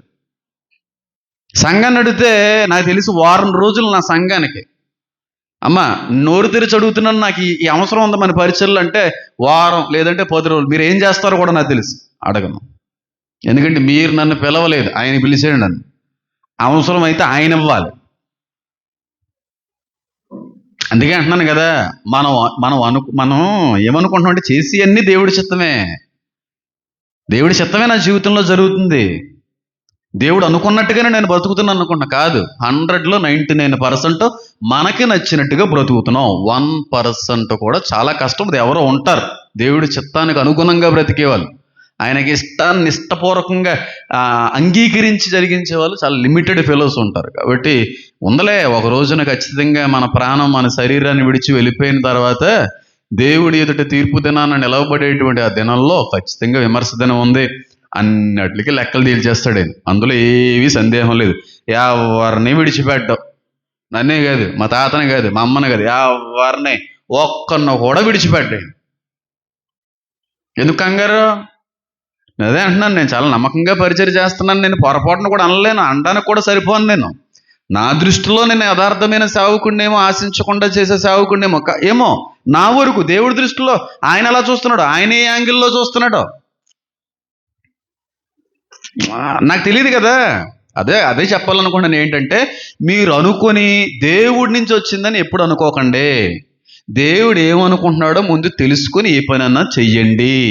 అంతేగాని మీకు నచ్చిందని చేసేసి, దేవుడు చిత్తం అండి, దర్శనంలో వచ్చిందండి, దేవుడు మాట్లాడాడండి, చీటీ వేశానండి, కాసులు తిప్పానండి, ఉపవాసాలు, చాలా ఫులిష్గా ఉన్నాయి. ఆ మాటలు వినడానికి కూడా చాలా అభ్యంతరకరంగా ఉన్నాయి. మోకాళ్ళు వెయ్యండి, ఉపవాసం ఉండండి, ప్రభు అర్థం కావట్లేదు, ఏం చేయాలో తెలియట్లేదు నైనా, నేను అనుకున్నది నేను జరిగించాలి అని కోరుకునే వ్యక్తిని కాదు నైనా. ఒకవేళ నా ఆలోచన, నా ఆశ, నా ఇష్టము నీ చిత్తాన్ని భంగపరిచేటువంటిదైతే, నా ఆలోచనని నా ఆశని ఈ సమయం ఉందే నేను చంపేసుకుంటాను ప్రభువా అని అడగగలిగే వాళ్ళు ఎంతమంది ఉన్నారు? నేను ఎవరో నాకు మెసేజ్ చేస్తారన్నా, వివాహ విషయంలో దేవుడి చిత్తం తెలుసుకోవడం ఎలాగన్నా, వివాహ విషయంలో దేవుడి చిత్తం తెలుసుకోవడం ఎలాగన్నా, దేవుడి చిత్తం అయితే ఎక్కువగా ఏం ఆలోచించక్కర్లేదు, అడగాలి, దానికి కూడా నువ్వు అడగాలి, ప్రార్థన చేయాలి, యమన దిశ నుంచి కూడా నువ్వు ప్రార్థనలో కనిపెట్టాలి. ఎన్నిసార్లు చెప్పాను ఆ మాట నేను? నాలో పుట్టినటువంటి ఆ ప్రేమ, ఆ ఇన్ఫాచ్యుయేషన్, ఆ ఇష్టం నీ చిత్తానికి వ్యతిరేకమైనది అయితే తీసేయి, లేదంటే ఉంచు. నేను అడిగాను ఆవిడ కోసం అలాగే, ఏటి టెన్షన్ నాకు, ఏటి టార్చర్ ఇది నాకు, జీవితంలో మనశ్శాంతిగా బ్రతికిన వ్యక్తిని మనశ్శాంతిని కోల్పోయాను, వ్యసనం అంటే తెలియనటువంటి నాకు ఈ రోజున నా జీవితంలో ఇన్ని వ్యసనాలు తెచ్చిపెట్టుకున్నాను, ఎలాంటి వాణ్ణి అలాగైపోయినయ్యా, అసలు ఏం చేస్తున్నాను నేను? భరిస్తాను, కొన్ని రోజులు భరించాలంటే భరిస్తాను, పడాలంటే పడతాను, నలగాలంటే నలుగుతాను, కానీ నీ ఇష్టం జరగాలి, లేదంటే తీసే. అది ఇప్పుడు నచ్చారా? ఇప్పుడు నచ్చా నాకు, చూడు ఇప్పుడు ఏం చేస్తాను. అలా ఉంటుంది ఆయన చేసే పని. ఆయన చేసే పనులు అలా ఉంటాయి, హృదయానికి గోచరముగా, ఆలోచనలకే చెక్కో. ఆయన చిత్తానికి లోబడాలి అనే ఆలోచన విధానంలో ఎదిగే వ్యక్తివైతేనే నువ్వు. నాకేదో అనిపించింది, ఇప్పుడు నాకేదో అవసరం, పరిచర్కి సంబంధించిన అవసరం, ఏదో రకం కొనడం పెద్ద విషయం కదా, ఏదో రకంగా కొనవచ్చు, కానీ అడుగుతున్నాను దేవుడికి సంబంధించిన విషయమేనా. ఎందుకంటే నేను అనుకుంటున్నాను కాదు, ఎందుకంటే నీ ఇష్టం ఏంటే బాబు, నీ ఇష్టం ఏంటే బాబు, నీ ఇష్టం ఏంటే బాబు అంటే 3 సార్లు ఆయన ఇష్టం ఏంటో నాకు తెలియజేశారు. అయినా ఆలోచిస్తున్నాను నేను, ఇంకా ఆలోచిస్తున్నా, కరెక్టేనంటారా, ఇంకొకసారి ట్రై చేయలే దేవుడి దగ్గర. ఇంతగా ఆయన ఇష్టపడింది నేను అనుకునేదే, నేను ఏదో జరిగించాలనుకుంటున్నా అదే ఆయన ఒకే అంటున్నాడు. 3 టైమ్స్ అడిగితే 3 టైమ్స్ కూడా ఆయన ఒకే చెప్పాడు. అయినా నేను పరీక్షించుకుంటున్నాను, నేను కోరుకునే దాన్ని ఆయన ఆమోదించినట్టుగా మాట్లాడాడు ఆయన. మీకు అర్థమవుతుందా నేను చెప్పేది? నేను చెప్తే మీకు అర్థం అవుదండి, ఆ స్టేజ్కి వస్తేనే మీకు అర్థమవుతుంది. రాజ్ ప్రకాష్ పాల్ గారి గురించి నేను మాట్లాడినటువంటి మాట ఆ స్టేజ్కి వచ్చిన వాళ్ళు అందరికీ బాగానే అర్థమైంది, ఆ స్టేజ్కి రాని వాళ్ళకి కొంచెం బాధగా అనిపించింది. వాక్యానుసారంగానే మాట్లాడతాను ఏది మాట్లాడినని. సేవ చేసే వాళ్ళందరూ కూడా మంచి ఉద్దేశంతో సేవ చేస్తారని కూడా బైబిల్ ఏం చెప్పట్లేదు. స్వలాభిపేక్షతో, స్వార్థముతో, మిషముతో, అసూయతో, ధనాపేక్షతో చేసేవాళ్ళు కూడా ఉంటారు. అయినా దేవుడు సంతోషిస్తూ ఉంటాడు, ఎందుకంటే వాళ్ళు ఎలా చేస్తారన్న కాదు, స్వార్థ వెళ్తుంది కదా, ఒక రోజున పిచ్చి మొక్కను తీస్తాను కదా, ఎండ పెడతాను కదా, కాల్చి బూడిది చేస్తాను కదా, అది మర్చిపోతున్నారు, ఆ టెక్స్ట్ మర్చిపోతున్నారు, వీళ్ళకి అనిపించింది చేసుకుని వెళ్ళిపోతున్నారు, వీళ్ళు చేసుకుని వెళ్ళిపోతున్నారు అంతే. అడగాలి, దేవుణ్ణి అడిగి చెయ్యాలి. ఈ కాకపోతే ఇక్కడ రాహేల్ ఏం చేస్తుందో చూడండి. అనుకుని పెట్టిన పేరే చూడండి, నఫ్తాలి. చదువుతున్న మళ్ళీ చూడండి. అప్పుడు రాహేలు దేవుని కృప విషయమై నా అక్కతో పోరాడి గెలిచితననుకొని అతనికి నఫ్తాలి అని పేరు పెట్టాను. పాత రోజుల్లో పెద్దవాళ్ళు ఒక సామెత చెప్తూ ఉండేవారు, ఆ సామెత ఎందుకో దేవుడు గుర్తు చేశాడని, లేకపోతే నాకే అనిపించిందని తెలియదు కానీ, సొమ్ము ఒకటిదే, ఈ సొమ్ము ఎవరిది? నఫ్తాలి సొమ్ము ఎవరిది? చెప్పండి, బిల్హా గారిది. సోకి ఎవరు చేస్తున్నారు ఇక్కడ? ఈవిడికి కష్టపడిందా? 9 months కష్టపడిందండి. ఎంత ప్రయాసపడిందండి, ఆ ప్రసవ వేదన ఎంత పడిందండి, అంత పడి ఆవిడ కొడుకు కంటే నాక్కతో పోరాడి నేను గెలిచాను. ఈవిడి సంకల్పం తీసుకుంటుంది నేనే. ఇంతకీ ఈవిడి కష్టం 1% కూడా లేదు అందులో. ఎందుకని చూసారు, ఆ దేవుడు నాకే ఎంత నవ్వు వస్తుంది. ఆ ఫస్ట్ వచనంలో కూడా మాట్లాడినప్పుడు రాహేల్ అన్న మాట చూసి నాకు చాలా అమాయకురాలు ఈవిడ అనిపించింది. నాకు నువ్వు ఇప్పుడు కొడుకును కంటావా లేదంటే భర్త ఏమన్నాడు, నేను ఏమైనా దేవుడిని ఏటే, నన్ను అడుగుతావేటే. దేవుడు ఇంకెంత నవ్వుకుని ఉంటాడు. రాహేల్ గారి ఆవిడని అవమానపరచకూడదు, మనందరికీ కూడా ఆ తల్లి సమానరాలే, కానీ కొంతమంది బిహేవియర్స్, కొంతమంది ఆలోచన విధానం, వాళ్ళ యొక్క జెనెటిక్స్ అలా ఉంటాయేంటో నాకు తెలియదు, కానీ చాలా బాధ. ఆవిడేమో అందంలో బలహీనరాలు అయితే ఈవిడ తెలుగులో బలహీనరాలు. ఆవిడేమో జబ్బు కలిగినది, కళ్ళ కలిగినటువంటి వ్యక్తి అక్క. ఈవిడికేమో ఆలోచనలోనే జబ్బు. సరే, ఇప్పుడు 6వ కుమారుడు నఫ్తాలి అనేటువంటి వ్యక్తికి పోల్చబడినటువంటి రాయ డైమండ్, వజ్రము. అయితే ఈ పేరు పెట్టడంలో ఉన్న ఉద్దేశం ఏంటి అని ఆలోచిస్తే ఒకే ఒక కారణం ఏంటనంటే, పోరాటము. అర్థమైంది నేను చెప్పేది? పోరాడి గెలిచితనన్న కారణమును బట్టి నఫ్తాలి అని పేరు పెట్టింది. పోరాటము 6వ రాయి నుంచి మనం నేర్చుకోవలసింది పోరాటం. నిజమైన క్రైస్తవుడా కాదా? నిజంగా ఒక వ్యక్తి ఆత్మరక్షణ పొందుకున్నాడా లేదా? నిజంగానే వధింపబడినటువంటి గొర్రెపిల్ల రక్తములో కడగబడిన వాడా కాదా? ఆ వ్యక్తి యొక్క వస్త్రములను ఉదుక్కున్నవాడా కాదా? ఆ వ్యక్తి నిజంగానే జీవగ్రంథంలో పేరు లిఖింపబడిన వాడా కాదా? ఒక వ్యక్తి రక్షణ పొందుకున్న తర్వాత 100% చచ్చిపోతే దేవుని రాజ్యానికి వెళతాడా లేదా అనే ఆలోచన పరీక్ష చేసుకుంటే దానికి గల పరీక్షలు బోల్డ్ ఉన్నాయి. కానీ అసలైనటువంటి పరీక్ష జీవగ్రంథం ఒకటైతే, రెండవదిగా నిజంగా నువ్వు దేవుని గొర్రెపిల్ల రక్తములో కడగబడిన వ్యక్తివైతే, ఆయన రక్తములోని వస్త్రములను ఉతుక్కున్న వ్యక్తివైతే, నిజంగా నువ్వు ఆత్మలో రక్షించబడిన వాడివైతే, నీ ఆత్మీయ జీవితంలో ఖచ్చితంగా ఏముంటుందో తెలుసా? పోరాటం ఉంటుంది. ఒక క్రైస్తవుని యొక్క జీవితంలో పోరాటం అనేటువంటిది లేదంటే, కనబడట్లేదంటే ఆ వ్యక్తి ఏర్పాటులో ఉన్న వ్యక్తి కాదు. ఎంతమందికి అర్థమవుతుంది నేను చెప్పేది? పోరాటమా? ఏం పోరాటం అండి అంటే పక్కింటోళ్ళతోని, ఎదురింటోళ్ళతోని, వెనకింటి వాళ్ళతోని అస్తమాటలు పోరాడాలా? అప్పుడే ఏర్పాటులో ఉన్నవారమనా తెలుస్తుందా ఏంటి? దాని అర్థం ఏంటండి పాస్టర్ గారు అని అడుగుతారేమో. అంతే కదా, పోరాటం ఉన్న వ్యక్తి జీవితమే ఏర్పాట్లు ఉన్న జీవితం. ఎవరితో పోరాడాలి?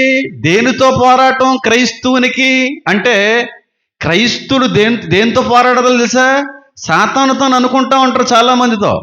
పౌలు గారు అన్నట్టుగా మనం పోరాడినది వాయుమండల అధిపతులతో, దురాత్మల శక్తులతో అనేటువంటి మాట నువ్వు పట్టుకుని, మన పోరాటం అంతా కూడా దయ్యాలతోనే, మన పోరాటం అంతా కూడా సాతాను సమూహంతోనే, మన పోరాటం అంతా కూడా అంధకార శక్తులతోనే అని అనుకుంటా ఉంటారు. కానీ ఒక క్రైస్తుని యొక్క నిజ జీవిత పోరాటం అంధకార శక్తులు, దురాత్మల సమూహము, సాతాను కంటే కూడా ఖచ్చితంగా ఒక క్రైస్తుడి జీవితంలో కనబడే పోరాటం ఆ సొంత శరీరంతోనే.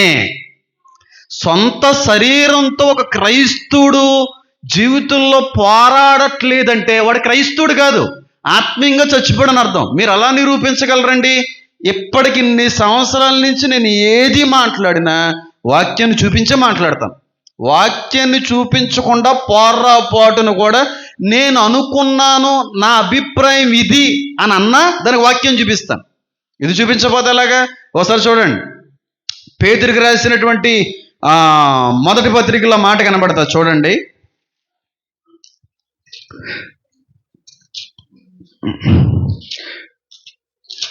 మొదటి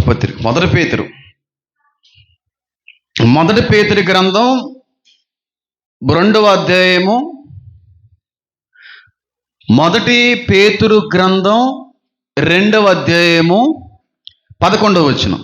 ప్రియులారా, మీరు పరదేశులను యాత్రికులనై ఉన్నారు గనుక ఆత్మకు విరోధముగా పోరాడు శరీర ఆశలను ఏం చేయాలి? విసర్జించాలి. ఇక్కడ ఆత్మ బోల్డ్గా ఉందా, మామూలు నార్మల్ లెటర్స్తోనే ఉందా? అంటే ఏ ఆత్మ గురించి మాట్లాడుతుంది అక్కడ? పరిశుద్ధాత్మ గురించి కాదు. ఏ ఆత్మ అయితే మన శరీరాల్లో నివసిస్తుందో, ఏ ఆత్మ అయితే దేవుని సన్నిధి నుండి ఒక తల్లి గర్భంలోకి ప్రవేశింపబడిందో, ఆ ఆత్మకి అసలైన శత్రు ఎవరంటో తెలుసా? ఆత్మకి నిరంతరం పోరాటం ఎవరితోనో తెలుసా? శరీరంతో. శరీరంతో ఒక క్రైస్తవుడు పోరాటం చెయ్యట్లేదంటే వాడు క్రైస్తవుడు కాదు, ఆత్మీయంగా చచ్చిపోయాడని అర్థం. పోరాటం లేని క్రైస్తవ జీవితం కాదు. నిజమైన క్రైస్తవుడి జీవితంలో అనుదినము, అనుక్షణము పోరాటం ఉంటుంది, ఫైటింగ్ జరుగుతూ ఉంటుంది. దేనితో జరుగుతూ ఉంటుంది? బయట ఉన్నటువంటి బాహ్య ప్రపంచంలో ఉన్న దురాత్మలు, లోకంతోనే కాదు, సొంత శరీరంతో జరుగుతూ ఉంటుంది. సొంత శరీరంతో ఆత్మ ఎప్పుడు ఫైట్ చేస్తూ ఉంటుంది, ఎప్పుడు కొట్టుకుంటూ ఉంటాయి శరీరం ఆత్మ. శరీరం అనేటువంటిది outer layer, most inner layer ఏదన్నా ఉందంటే చెప్పాలి అది ఆత్మ. దాంతో పోరాడాలి. నిజ క్రైస్తవ జీవితంలో పోరాటం ఉంటుంది. ఒక మాట చెప్తున్నాను, గుర్తుపెట్టుకోండి మాటని. ఈ భూమి మీద ఒక మనిషి అనుకుంటే ఏదన్నా సాధించగలడు. ఏదన్నా అంటే సముద్ర గర్భంలోకి వెళ్ళి అక్కడ ఉన్నటువంటి దాన్ని సైతం బయటికి లాగ్గలడు. అదే మనిషి అనుకుంటే ఆ పైన ఉన్నటువంటి ఆకాశ మండలంలో ఉన్నటువంటి గ్రహాల మీద కూడా అడుగు పెట్టాలనుకుంటే పెట్టగలడు ఆ మనిషి. అదే మనిషి అనుకుంటే అడవిలో రాజుగా పిలువబడుతున్నటువంటి సింహాన్ని సైతం లోబరుచుకోగలడు ఇదే మనిషి. అదే మనిషి అనుకుంటే పుట్టలో ఉన్న కొండ చిలవనైనా సరే బయటికి లాగగలడు ఇదే మనిషి. అదే మనిషి అనుకుంటే జలధారల్లో ఉన్నటువంటి మొసలని సైతం బయటికి రాక్కొని వచ్చేయగలడు. అంటే మనిషి అనుకుంటే దేన్నన్నా లొంగదీయగలడు. దేన్నైనా అడవి నుంచి సింహాన్ని తీసుకుని వచ్చి సర్కస్లో ఈయనకు అనుగుణంగా దాన్ని లొంగదీయగలడు. కానీ మనిషి అనుకుంటే తన శరీరాన్ని మాత్రం లొంగదీయడం చాలా కష్టం. సింహాన్నైనా లొంగదీయచ్చు, మొసలనైనా లొంగదీయచ్చు, అతి భయంకరమైన సర్పమునైనా సరే మనకు అనుగుణంగా లొంగ తీసుకోగలమేమో, కానీ మన సొంత శరీరాన్ని లొంగదీయడం చాలా కష్టం. అందుకే పోరాటం అంటున్నాడు అక్కడ. దీన్ని లొంగదీయలేం. మనిషికి అతి పెద్ద శత్రువు ఎవరో తెలుసా? సాతాను అని అనకండి, దురాత్మ సమూహం అని అనకండి. మనిషికి అసలు సిసలైన శత్రువు ఆ మనిషి శరీరమే. మనిషి శరీరమే మనిషికి పెద్ద శత్రువు. ఆ మనిషి శరీరమే ఒక వ్యక్తి నరకానికి నడిపించేది. దేవునికి వ్యతిరేకిని చేసేది కూడా ఈ శరీరమే. అంత భయంకరమైన శత్రువు ఎవరితో ఉందో తెలుసా? మనతోనే ఉంటుంది. దేన్నన్నా లొంగదీయగలం, ఇంట్లో కుక్కనైనా లొంగదీయగలం, ఇంట్లో పిల్లలనైనా లొంగదీయగలం, కానీ దీన్ని మాత్రం లొంగదీయడం చాలా కష్టం. అర్థమవుతుందని నేను చెప్పేది?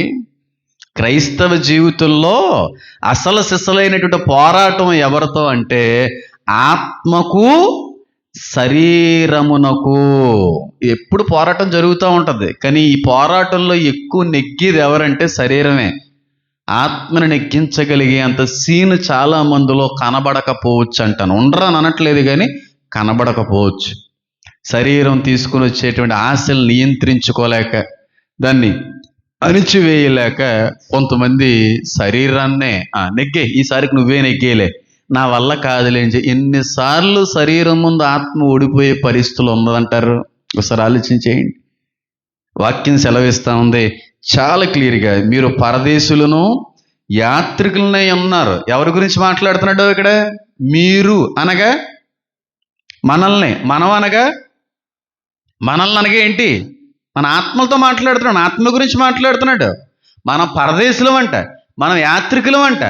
అంటే మనం ఈ భూలోకానికి సంబంధించిన వాళ్ళం కాదు. మనం ఎంతకనే పరదేశీ అని ఎవరిని అంటారు? ఈ దేశం కాని వ్యక్తి దేశంకి వస్తే పరదేశీ అని అంటారు. పరదేశీ అని ఎవరిని పిలుస్తారు? ఈ ప్రాంతానికి చెందని వ్యక్తి ఈ ప్రాంతంలోకి వస్తే పరదేశీ అని పిలుస్తారు. యాత్రికులు అని ఎవరు పిలుస్తారు? ఇప్పుడు కాకినాడలో ఉన్నామండి, కాకినాడలో ఉన్న వ్యక్తిని యాత్రికుడు, యాత్రిక కోసం వచ్చారండి, మీరు యాత్రికులండి అని అనరు. తిరుపతిలో ఉన్నటువంటి వ్యక్తిని బాబు యాత్ర కోసం వచ్చారని అనరు. కాకినాడలో ఉన్న వ్యక్తి దేవుడి నిమిత్తమే తిరుపతి వెళ్ళారు అనుకోండి, యాత్రకి వెళ్తున్నారండి అని అంటారండి. అంటే కాకినాడకి సంబంధించిన వ్యక్తి హైదరాబాద్ వెళ్తే యాత్రకు వెళ్ళాడు, హైదరాబాద్లో ఉన్న వ్యక్తి వైజాగ్ వస్తే యాత్రకు వచ్చాడు. ఇక్కడ మనం యాత్రకు వచ్చాం ఎక్కడికి? భూలోకానికి. కాబట్టి ఇది మనకి శాశ్వతమైన లోకం కాదు. అదే చెప్తుంది బైబిలు. దేవుడి నుంచి తీయబడినటువంటి ఆత్మలన్నీ కూడా మళ్ళీ ఆయన దగ్గరికి వెళ్ళిపోవాలి. అప్పుడు తీర్పు జరుగుతుంది. ఇక్కడే ఉండాలా లేకపోతే నిన్ను ఎక్కడికైనా పంపాలన్నది ఆయన చేతిలో ఉంది. మనం ఏమనుకుంటున్నాం? ఈ భూమే శాశ్వతం, ఇదే మనకి జీవితాంతం ఉండిపోతుంది, కాబట్టి ఇక్కడ ఇల్లులు కట్టేయాలి, ఇక్కడ డబ్బు సంపాదించేయాలి, ఇక్కడ బంగారాన్ని సంపాదించేయాలి, ఇక్కడ బోల్డ్ అంత పేరు ప్రఖ్యాతలను సంపాదించేయాలి, ఇదే శాశ్వతం అనుకుంటున్నారు. కానీ ఒరే నిజంగా బుద్ధి, జ్ఞానం, ఆలోచన, వివేచన ఉంటే అసలు ఇది మన కాదురా బాబు అంటుంది బైబిల్. అసలు భూలోకం మీది కాదురా బాబు, మీరు యాత్రికులే వచ్చారా, పరదేశంలో వచ్చారా, మీది కాని చోట మీరు సంపాదిస్తానంటున్నారు ఎట్రా అంటున్నాడు బైబిల్లో దేవుడు. అందుకని ఏమన్నాడు, ఇక్కడ సంపాదించుకుంటే చెమట కొట్టేస్తుంది, మీరు సంపాదించవలసింది ఎక్కడ, అది చెప్తుంది బైబిల్. ఇది అర్థం చేసుకోక, లేకపోతే తెలియక చేస్తున్నారు నాకు తెలియదు కానీ, ఇంకా అజ్ఞానంలో బ్రతుకున్న క్రైస్తవులు ఎంతమంది లేరు. ఇల్లు కట్టాలండి, సొంత ఇల్లు ఉండాలండి, బ్యాంకులో బ్యాలెన్స్ ఉండాలండి, మాకంటే ఏదో సంపాదించాలండి, అంత సంపాదించి మొత్తం ఊరంతా కొనే అంత గొప్ప అస్పరుడు అయిపోయావు. రాత్రికి దేవుడి నుంచి పిలుపు వచ్చేసింది, ఆస్తి అంతా నువ్వు ఎక్కడ విడిచిపెట్టి వెళ్ళిపోవాలి, తీసుకెళ్ళిపోతావు అక్కడికి, ఏమన్నా తీసుకెళ్ళిపోతావా? పోను ఆస్తి, సంపాదించిన ఆస్తిలో ఒక 1% ఏమన్నా తీసుకెళ్ళడానికి ఏమన్నా దేవుడు పర్మిషన్ ఇస్తాడా? భూలోకంలో నువ్వు ఎంత సంపాదించినా నువ్వు చచ్చిపోతే అందులో 0.5% కూడా తీసుకుని వెళ్ళడానికి కనీసం కూడా కుదరదు. పరలోకం వరకు ఎందుకండి, ఈ రోజున ఈ చర్చ అంతా నాదేనండి, నా పేరు మీద ఉందండి, దేవుడి పిలుపు వచ్చేసిందండి, కనీసం నా సమాధి వరకు కూడా నా ఆస్తి నాతో రాదు. కనీసం 6 అడుగులు భూముందు చూడండి నన్ను కప్పెట్టడానికే, అక్కడ వరకు కూడా 1 ఇంచు కూడా కదపలేని ఈ ఆస్తిని నేను. నా పరసులో ఉన్న 100 రూపాయల కాగితం కూడా సమాధి వరకు రాదు. అది చెప్తుంది బైబిల్. ఇక్కడ మీ ఆలోచన విధానాన్ని మార్చండి. నేను అందుకే ఇన్ని సంవత్సరాల నుంచి గొంతు చించుకొని సత్తనాను. నేను అందుకే నాకు వచ్చిన ఆలోచనలో మీరు రావాలరా నాయనా. నేను అలాగైతే ఆస్తులు, పాస్తులు, డబ్బులు, అంతస్తుల్ని ప్రక్కన పెట్టేది అదేట్రా బాబు అని చెప్పి అంటున్నాను. అలాంటి స్టేజ్కి రావాలరా అంటే ఇంకా ఇల్లులు కావాలి, ఇంకా సొంత ఇల్లు కట్టాలి, బోల్డ్ అంత డబ్బు సంపాదించాలి, కావలసినంత బంగారాన్ని కూర్చుకోవాలి. ఎక్కడున్నారు మీరు? బైబిల్ ఏం చెప్తుంది? మీరు పరదేశులరా, యాత్రికులరా, ఇక్కడ సంపాదించిన వేస్ట్ రా, బయటల్లో వచ్చి దాన్ని దోచుకుంటారా అంటున్నాడు బైబిల్లో దేవుడు. పరలోకంలో సంపాదించండి రా అంటే ఇక్కడ సంపాదిస్తానంటున్నారేటమ్మా బాబు మీరు. ఇంకానే చాలా గమ్మత్తు అనిపిస్తూ ఉంటుంది. ఏమండి, ఆ పొలం అంతా నాదేనండి, ఆ ఇల్లంతా నాదేనండి, ఇక్కడి నుంచి కనబడే ఆ స్థలం అంతటికీ నేనే యజమానునండి. నువ్వు కొనేసావా? నీదా భూమి? బైబిల్ ఏం చెప్తుంది? భూమాకాశములన్నీ కూడా నావి అనేమో దేవుడు చెప్తుంటే, ఏదో చిన్న స్థలంలో ఇల్లు కట్టేసుకుని పేపర్ మీద పేరు రాయించేసుకుని రిజిస్ట్రేషన్ అయిపోయిన తర్వాత నాదేనండి ఈ భూమి, నీదైతే మరి నీతో రావాలి కదా, నీ వెనకాల రావాలి కదా, వస్తుందా అదేమన్నా? ఒక్కసారి బేసిక్గా ఆలోచించండి. వాక్యం అయిపోయిన తర్వాత ఇంటికి వెళ్ళిన తర్వాత 5 నిమిషాలు కూర్చొని ఆలోచించండి. నీదంటూ ఈ భూలోకంలో ఏదీ లేదురా బాబు. చివరికి నీ శరీరాన్ని కూడా నువ్వు విడిచిపెట్టి వెళ్ళిపోవాలి. నీ శరీరం కూడా రాదు నీతో. హేమన్ బాబు గారు ఇలా మాట్లాడతారేటండి అనుకున్నారు మా ఇంట్లో వాళ్ళు కూడా. పిచ్చోడా అని. నేను పిచ్చోని కాదు, వాక్యం తెలిసినోడిని. వాక్యం తెలిసినోడు లోకానికి పిచ్చోళ్ళలాగే కనబడతాడు. 4,000 రూపాయలు వెనకాల వేసుకోవద్దు, వెనకాల ఆస్తి అంటూ ఏది ఉండొద్దు. ఎందుకు ఉండాలి? ఎందుకు వేసుకోవాలి? అదేమన్నా పోతే వెనకాల వస్తుందా? ₹1 వస్తుందా? Simple logic. ఇంటికి వెళ్ళి 5 నిమిషాలు కూర్చొని నేను చెప్పింది కరెక్టా కాదా అని ఆలోచించండి. బైబిల్ వరకు తర్వాత వెళ్తారు కానీ మీరు అంత లోతుగా ఆలోచించద్దు. కనీసం నీ శరీరం కూడా నీ వెంట రాదు. నువ్వు సంపాదించిన చిల్లి గవ్వ కూడా రాదు, రూపాయిని కూడా తీసుకెళ్ళాలి నువ్వు. పోతే ఈ రోజు కానీ దేవుడి నుంచి నీకు పిలుపు వచ్చేస్తాయి. ఇదే ఆఖరి రోజు అయితే ఇక్కడి నుంచి అక్కడికి వెళ్ళేదే లేదు, ఏదీ లేదు, అన్నీ కూడా తెలిసి వెళ్ళాల. ఎంత తెలిసినా కూడా ఇంకా భూమి మీద సంపాదిస్తామండి, భూమి మీదే కొంటామండి. అందుకని ఏమన్నా తెలుసా? పైనున్న వాటిని మీరు ఏం చేయండి? వెతకండిరా అంటుంటే మనకి ఇక్కడే కావాలి, ఇక్కడే కొట్టుకుంటాం, మా ఫ్యామిలీతో సదాకాలము శాశ్వత కాలం ఇక్కడే నివసించేస్తాం అనుకుంటారు. ఏటో సొంతదే కావాలండి, సొంతం ఉండాలండి. ఆయన్ని పట్టుకుని నీది అంటావేట్రా బాబు? ఆయనది భూమి, భూమాకాశంలో ఆయనవి. సింపుల్. ఇంటికి వెళ్ళి 5 నిమిషాలు ఆలోచిస్తే మన బుర్రలన్నీ బాగా వెలిగింపబడతాయి. ఆలోచించట్లేదు మనం. ఏం సంపాదిస్తున్నాం, దేనికోసం కష్టపడుతున్నాం, ఉదయం లేచిన దగ్గర నుంచి రాత్రి పడుకునేంత వరకు మేము పడే ప్రయాస దేనికోసం? భూ సంబంధమైన వాటి కోసమా? దేవుడి కోసం ఏమన్నా ప్రయాసపడుతున్నావా? దేవుని నిమిత్తం ఏమన్నా కష్టపడుతున్నావా? దేవుని కోసం ఏ విషయంలో అయినా సరే శాయశక్తులు మేము ఏమన్నా ప్రయాసపడగలుగుతున్నావా? దానివల్ల వచ్చినటువంటి ఫలం ఏమన్నా పరలోకంలో దాచుకోగలుగుతున్నావా? సింపుల్. ఒకసారి ఆలోచించేయండి. కాబట్టి ఈ దృష్టి మానేసుకోండి అమ్మ. ఎంత నేను మనిషిని కాదా? నేను అన్నం తిన్నా నాలో ప్రవహించేది రక్తం కాదా? ఆ స్టేజ్ ఆఫ్ మెచ్యూరిటీకి వెళ్ళాలి, ఆ స్టేజ్ ఆఫ్ లెవెల్కి వెళ్ళాలి, ఆత్మీయ స్థితిలోకి. మా నాన్నగారు పైనుంచి కింద వరకు చూశారు. పోయినసారి ఈ విషయం మా తల్లిదండ్రుల యొక్క మా పూర్వీకుల యొక్క ఆస్తి విషయాలు ఏదో వచ్చినప్పుడు ఇటీలా మాట్లాడుతున్నాడు. మా అమ్మ అయితే నన్ను అందరూ అర్థం చేసుకుంటారు, మా అమ్మగారు అర్థం చేసుకోవడమే. ఇప్పుడు ఎప్పటికీ చేసుకోదు ఆవిడ, అప్పటికే చేసుకోదేమో నాకు తెలిసి. నన్ను వేరే యాంగిల్లో నన్ను ఊహించుకుంది. కానీ నా ఒరిజినాలిటీ బయటపడిన తర్వాత నాకు తెలిసినంత వరకు దేవుడు ఆవిడకి తెలియపరిచి ఉండొచ్చు నేను ఏంటన్నా, నా వ్యక్తిత్వం ఏంటనేది. నా ఒరిజినాలిటీ బయటపడిన తర్వాత నేను అనుకున్నది వేరు, నా ఆలోచన వేరు, ఆవిడకి తర్వాత అర్థమై ఉండొచ్చేమో నాకు తెలిసి.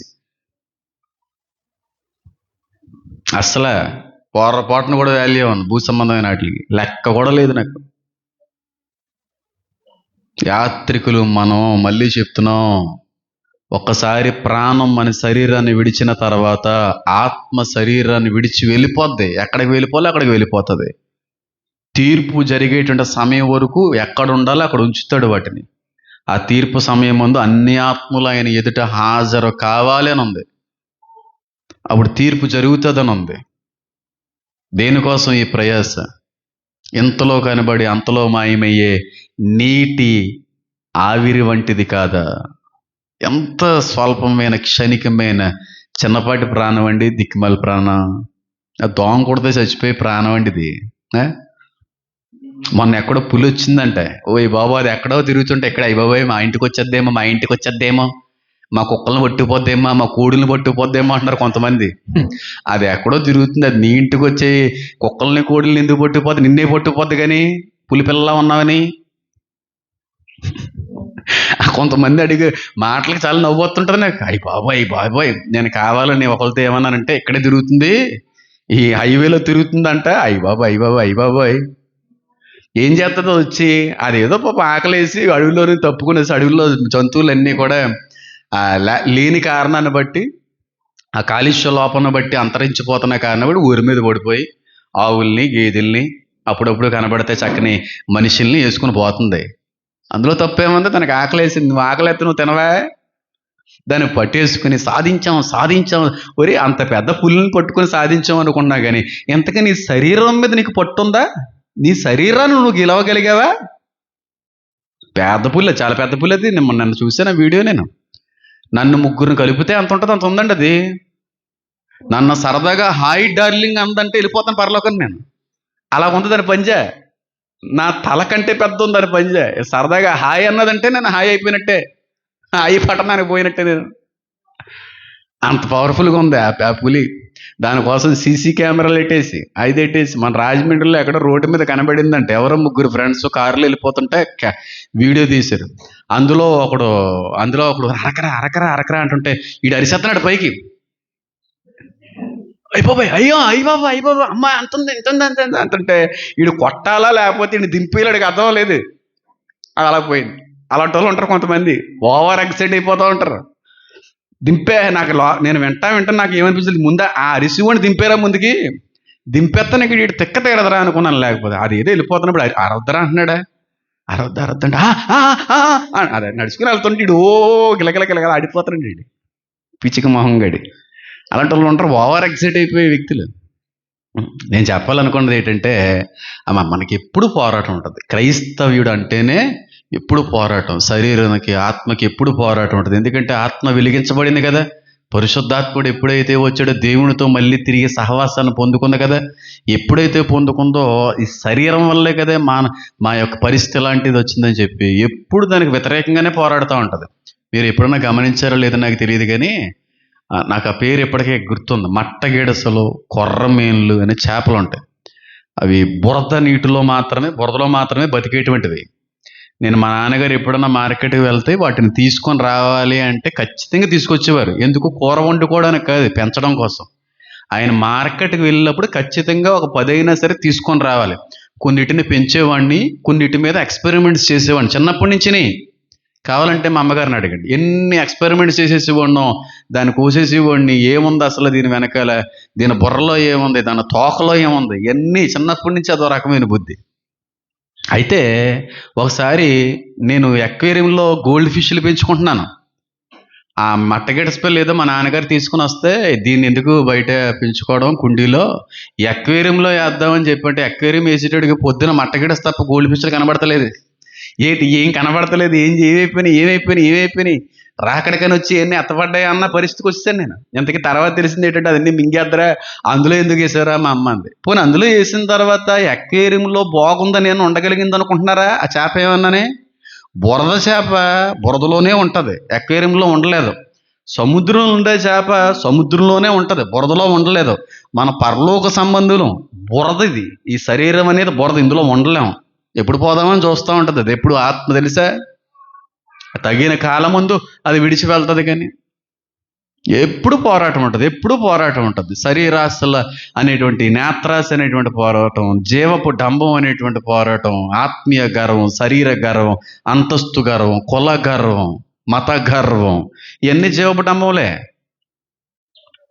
బెస్ట్ ఎగ్జాంపుల్ చెప్పి ముగించుకోవడానికి ప్రయత్నం చేస్తాను చూడండి.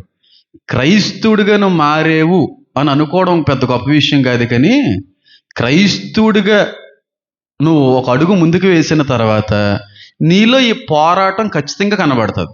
ఏంటి పోరాటం అంటే, దేవుళ్ళోకి రాకముందు, దేవుణ్ణి ఎరగకముందు, పరిశుద్ధాత్మను పొందకముందు నిన్నెవరో ఆటంకపరిచేవారు కాదు. నిన్నెవరో కూడా నియంత్రించడానికి ప్రయత్నం చేసేవాళ్ళు కాదు. నీ కళ్ళు నీ ఇష్టం. ఇప్పుడు రోడ్డు మీద అందమైన అమ్మాయి చాలా బాగుంది, మామూలుగా అయితే లేదు, హైట్, పర్సనాలిటీ, రోడ్డు మీద వెళ్ళిపోతుంది. నీ కళ్ళు ఎక్కడనే నిన్ను అభ్యంతరపరచవు, సూపర్గా చూస్తావు, ఎక్కడ ఫీల్ అవ్వవు, ఎవరు చూస్తావు నాకేటి అనుకుంటావు. కానీ దేవుళ్ళలోకి వచ్చిన తర్వాత లోపల ఉన్న ఆత్మ, ఇప్పుడు ఆవిడ చూడాలా, నీకు అది అవసరమా అని అంటూ ఉంటుంది. ఇప్పుడు రెండింటికి ఫైటింగ్ జరుగుతూ ఉంటుంది. ఫైటింగ్ అయిన తర్వాత లోపల నుంచి గుచ్చేస్తుంటాడు. లోపల నుంచి ఆత్మ, వద్దురా చూడద్దురా, చూస్తే ఏమొస్తుందో, ఒరే ఒక వ్యక్తిని వ్యభిచారపు ఆలోచనతో చూస్తేనే వ్యభిచారం చేసిన దాంతో సమానం అంటున్నాడు కదరా, వద్దురా అన్నప్పుడు ఈ పోరాటంలో చాలామంది ఎంత ఆత్మ వద్దన్నా, ఎంత పరిశుద్ధాత్ముడు మనల్ని ఇబ్బంది పెట్టినా చూడాలి, ఆ క్షణాన్ని ఆ విధంగా తృప్తి పడాలి అని చూస్తున్నావంటే నీలో పరిశుద్ధాత్మ లేదు. ఏ ఆత్మ ఉందో తెలుసా? పరిశుద్ధాత్మ మనల్ని నియంత్రిస్తూ ఉంటుంది.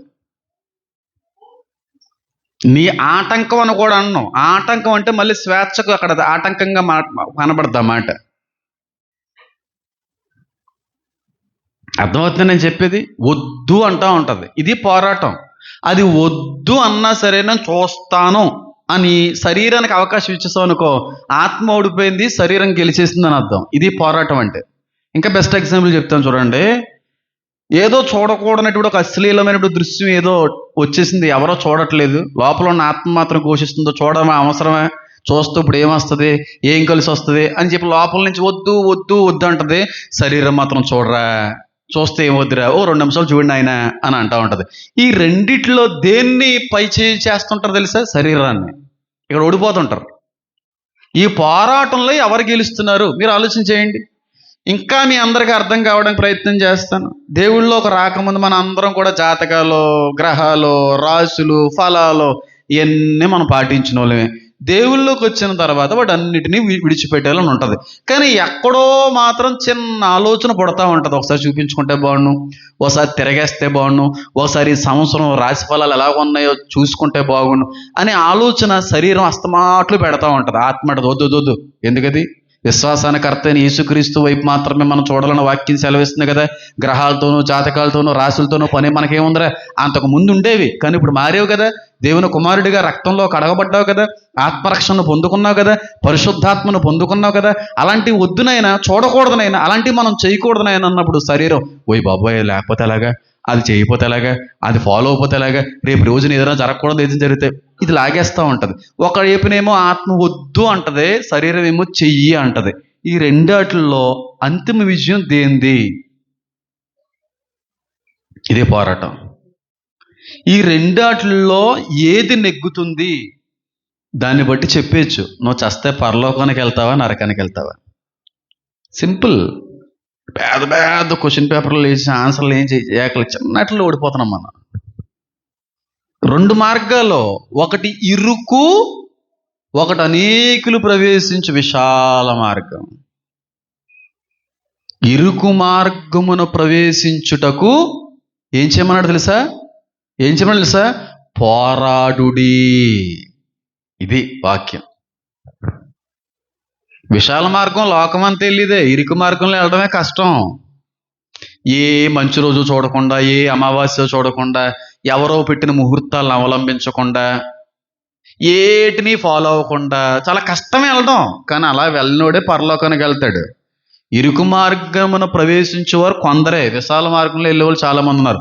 ఈ విషయాల్లో మనం తెలిసిపోతూ ఉంటుంది, మనం ఎంతకీ పరలోకం వెళ్తున్నావా, చస్తే నరకానికి వెళ్తున్నావా, ఆత్మ నెగ్గుతుందా, శరీరాన్ని నెగ్గిస్తున్నావా.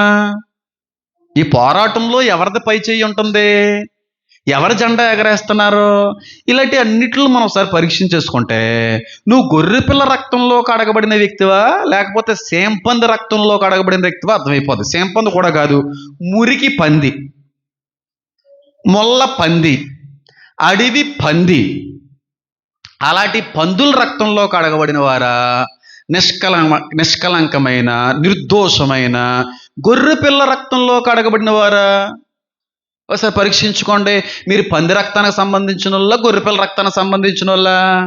గొర్రెపిల్ల రక్తం అయితే సంతోషమే, పంది రక్తం అయితే మాత్రం పంది అపవిత్రమైనటువంటి జీవి, అపవిత్రులందరూ కూడా మండు అగ్నిగుండంలో పడుదురు అని వాక్యం సెలవేస్తుంది.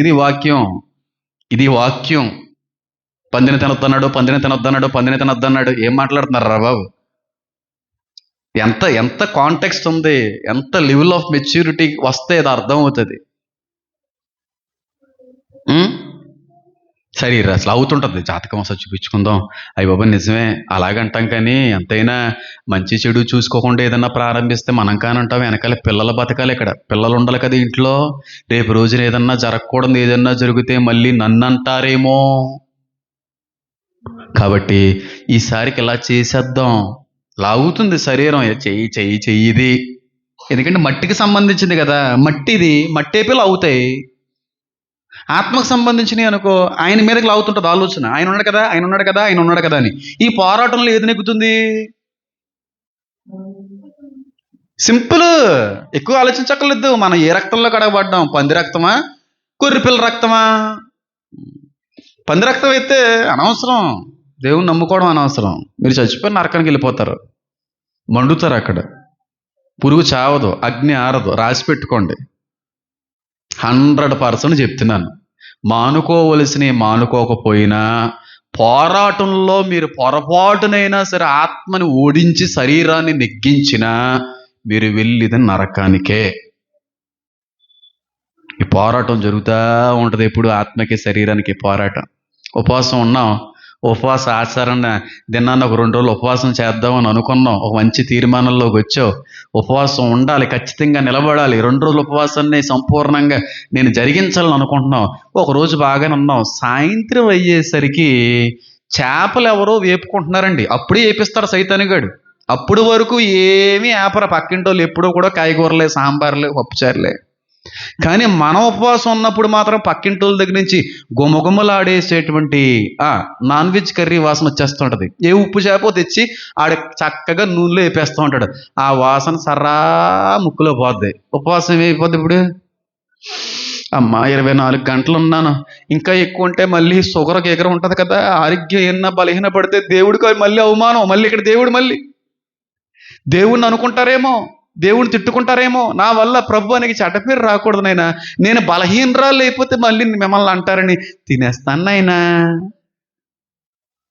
తినేసింది చూడండి అవ్వ, ఇంకెక్కడ పండు లేనట్టుగా ఆ పండే దొరికినట్టుగా అలా ఉంటాయి మన బతుకులు. ఎంత ఈజీగా పడిపోతామండి మనం సైతన్యగడి ఆ స్ట్రాటజీస్కి ఈజీగా పడిపోతుంటాం. ఉపవాసం చేస్తూ ఉంటాం, ఉపవాసం చేస్తూ ఉంటాం, ఉంటాం ఉంటాం ఉంటాం అంటారు. అంతే, ఆకలి వేసేసింది, తినేస్తారు. ఫోన్ వచ్చింది, లిఫ్ట్ చేసేస్తారు. అన్నీ అయిపోతాయి అక్కడతో. ఎందుకంటే లాగింది శరీరం, దాన్నే నెగ్గించావు నువ్వు. సింపుల్. ఎన్ని చిన్న చిన్న విషయాల్లో ఓడిపోతున్నారు లేదు మీరు పరీక్షించుకోండి. నేను చెప్పడం తర్వాత విషయం. మీరు ఎంతవరకు కరెక్ట్గా ఉన్నారు ఇక్కడ అర్థమైపోతుంది మీకు. నేను ఉపవాసాలు ఉంటాను, ఉపవాసాలు లేకుండా పొరపాటును కూడా ఉండను నేను. శరీరాన్ని మనం లొంగదీయాలంటే ఉపవాసం ఉండాలి, దాన్ని మార్చాలి, దాన్ని కాల్చాలి, దాన్ని తెక్కంతా తీర్చాలి. శరీరం తెక్కంతా తీరాలంటే దాన్ని బాగా పస్తుంచాలి, బాగా దాన్ని మాడ్చి పాడేయాలి, అప్పుడు లైన్లోకి వచ్చేది అది. నేను చాలాసార్లు దీన్ని బాగా తెక్క తీర్చేస్తుంటాను, కొన్నిసార్లు బాగా లైన్కి తీసుకొస్తూ ఉంటాను, కొన్నిసార్లు ఇంక ఒక రేంజ్లో ఏయ్ ఏం చెప్పినట్టే. అప్పుడు తేడా కూడా వేస్తుంటా. అమ్మో ఏంటిది చాలా ఓవర్ యాక్షన్ చేస్తుంది, పాడాలి ఉపవాసం అయితే మోకాళ్ళ మీద పడాలి. ఏంటి పాస్టర్ గారు మీకు కూడా శరీరాశలు నేత్రాశలు నేను మనిషిని కాదేటి, పరలోకం నుంచి కానీ దిగొచ్చానా? నేను తినే ఆహారం మీరు తినే ఆహారం ఒకటి కాదేటి? నాకు ఉండవేటి? నాకు రావేటి? ఉండవా రావా? నియంత్రణ, అణిచివేయుట ఇవన్నీ ఉన్నప్పుడు పరిశుద్ధాత్మ సహాయంతో నిలబడడానికి దేవుడు కృప అందిస్తాడు. దాన్ని అన్నిటికీ తోడు ఉపవాసం అనేటువంటిది అక్కడ కలాల. లేకపోతే ఆడి శోధన అనేది కొంతకాలం వచ్చేది కదండి. మనిషి బ్రతుకున్నంత కాలం ఈ పోరాటం ఉంటుంది. మనిషి బ్రతుకున్నంతకాలం ఈ పోరాటం ఉంటుంది. నువ్వు ముసలోడువైనా పోరాటం ఉంటుంది. రకరకాలైన ఆలోచనలతో వాడు వస్తానే ఉంటాడు. కొంతకాలము మట్టుకు ఆయన విడిచిపెట్టి వెళ్ళెను అని ఉంది యేసుక్రీస్తు ప్రభు వారి దగ్గరకు వచ్చినటువంటి సాతాన సందర్భంలో. కొంతకాలం వరకు మళ్ళీ వచ్చాడా? బోల్డ్ సార్లు వచ్చాడు. అన్నిసార్లు రాయకపోయి ఉండొచ్చు అంతే. గస్మన తోటలోకి రాలేదా? సిలువు దగ్గర రాలేదా? ఎక్కడ రాలేదాడు? అన్ని చోట్లకు వచ్చాడు. ఆ ఫీల్ లేకపోతే ఆ రకమైనటువంటి ఆ అట్రాక్షన్ లేకపోతే ఆ విధమైనటువంటి లాగేయడం అనేది కొన్ని ఫ్యూ సెకండ్స్ ఉంటుంది.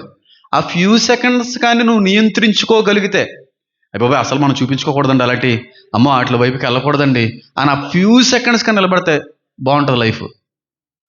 ఆ ఫ్యూ సెకండ్స్ నువ్వు పడిపోయావా, నువ్వు నీ పిల్లలు తప్పక శాపగ్రస్తులు అయిపోతారు. వెనకాల వచ్చే తరాలు కూడా శాపం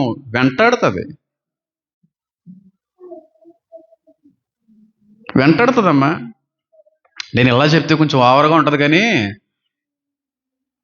బాగోదేమో, రేపు రోజు మళ్ళీ ఇబ్బంది పడతారేమో. ఇంకో మగోడైతే బైబిల్ వద్దు సేవ వద్దు ఇంకేమవుతుంది బాబు, ఎంతకంటే మాకు ఇంకేం కావాలరా బాబు అనే ఛాన్స్లో లెక్క పెట్టలేనన్ని నేను ఇప్పుడు చెప్తున్నాను పబ్లిక్గా. నాకు తెలుసు ఆ క్షణికమైనటువంటి దానికి పడిపోతే నా పరిస్థితి ఎలా ఉంటుంది. పోరాటం ఉంటుంది, శరీరానికి ఆత్మకి నిరంతరమైన పోరాటం ఉంటుంది, శాశ్వత కాలం పోరాటం ఉంటుంది. పుడతా ఉంటాయి కోరికలు, పుడతా ఉంటాయి, తీర్చి శరీరానికి నాకు ఆకలేస్తుంది, నువ్వు తీర్చకపోతే ఎవరు తీరుతారా, నాకు తృప్తి కావాలరా, నాకు సుఖం కావాలరా, నాకు ఇలా నా శరీరాన్ని అలా చేయరా తీర్చరా అంటూ ఉంటుంది. నువ్వు ఒప్పేసుకొని తీర్చేసావు అనుకో, అమ్మయ్యా తీరిపోయింది అక్కడతో అనుకుంటా. మళ్ళీ తీర్చమంటుంది, మళ్ళీ తీర్చాలి. కానీ తీరుస్తుంది నువ్వు శరీర సంబంధమైన సుఖం అని అనుకుంటున్నావు. కాదు, దయ్యాలు వచ్చి నీ శరీరంలో అవి ఆవరించి వాటి తృప్తిని పొందుకుంటున్నాయి నీ ద్వారాగే సుఖపడుతున్నాయి. అందుకే వాటికి ఓపెన్ డోర్స్ మనం తెరిచేస్తున్నాం. పోర్నోగ్రఫీ, మాస్టర్బేషన్, అశ్లీలమైన దృశ్యాలు, చూడకూడనటువంటివి, blue films, etcetera whatever you think. మీరు ఏమన్నా పెట్టుకోండి అక్కడ. అమ్మయ్య ఎవడో తృప్తి తీరిపోయింది, అమ్మయ్య ఎక్కడతో మన సుఖం. కాదండి, అవి తీర్చుకుంటున్నాయి మనలోకి వచ్చి, సుఖపడుతున్నాయి, మన శరీరాన్ని వాడుకుంటున్నాయి. శరీరాన్ని వాడుకోవా? ఆత్మలో దురాత్మలో దూరవా? సమాధుల్లో ఉన్న పిచ్చోడు శరీరంలోకి ఎవరు దూరారు? తర్వాత అయ్యే దయ్యాలు ఏ శరీరాన్ని వాడుకున్నాయి? పందులు కూడా వాడుకున్నాయి. ఏ శరీరంలో కన్నా దూరవచ్చు, ఏ శరీరాన్ని వాడుకోగలవు. అదే పోరాటం అంటే. క్షణికమైన వాటికి కానీ మనం పడిపోయామా, క్షణికమైన సుఖానికి కానీ మన శరీరానికి అవకాశం ఇచ్చేసామా, మళ్ళీ చెప్తున్నాను, చచ్చిపోయి 100% నరకానికి వెళ్ళిపోతాం. 100%. నిజంగా సుఖం, ఆ రుచి, ఆశ తీర్చుకోవాలి అనే ఉద్దేశం నిజమైందైతే నిన్ను ఎవడ బాగు చేయలేడు. డబ్బు పిచ్చింది అనుకోండి, డబ్బు మీద లాగుతూ ఉంటుంది. నా డబ్బు నుంచి, డబ్బులో పెరిగిన వ్యక్తినే, డబ్బు అంటే పిచ్చి అన్న వ్యక్తినే. కానీ డబ్బు మీద ఫస్ట్ నేను డబ్బు మీద నెగ్గాలి. డబ్బు లేకపోతే పిచ్చోడు అయిపోతావేట్రా అనేది మా అమ్మ. అడగండి. డబ్బు కనబడిపోతే మా మీద ధరిస్తావేట్రా, అలా అయిపోతావేట్రా అని. అది ఉన్నా లేకపోయినా ఆనందంగా ఉండాలి. ఆ కాన్సెప్ట్లోకి రావాలి. వచ్చాను, మళ్ళీ ఇంకెప్పటికీ డబ్బు మీద నాకు మనసు లాగదా, లాగుతూ ఉంటుంది. అలా వదిలేసేపెట్టి వెళ్తావు, డబ్బులు వద్దును కదా పిచ్చోడు.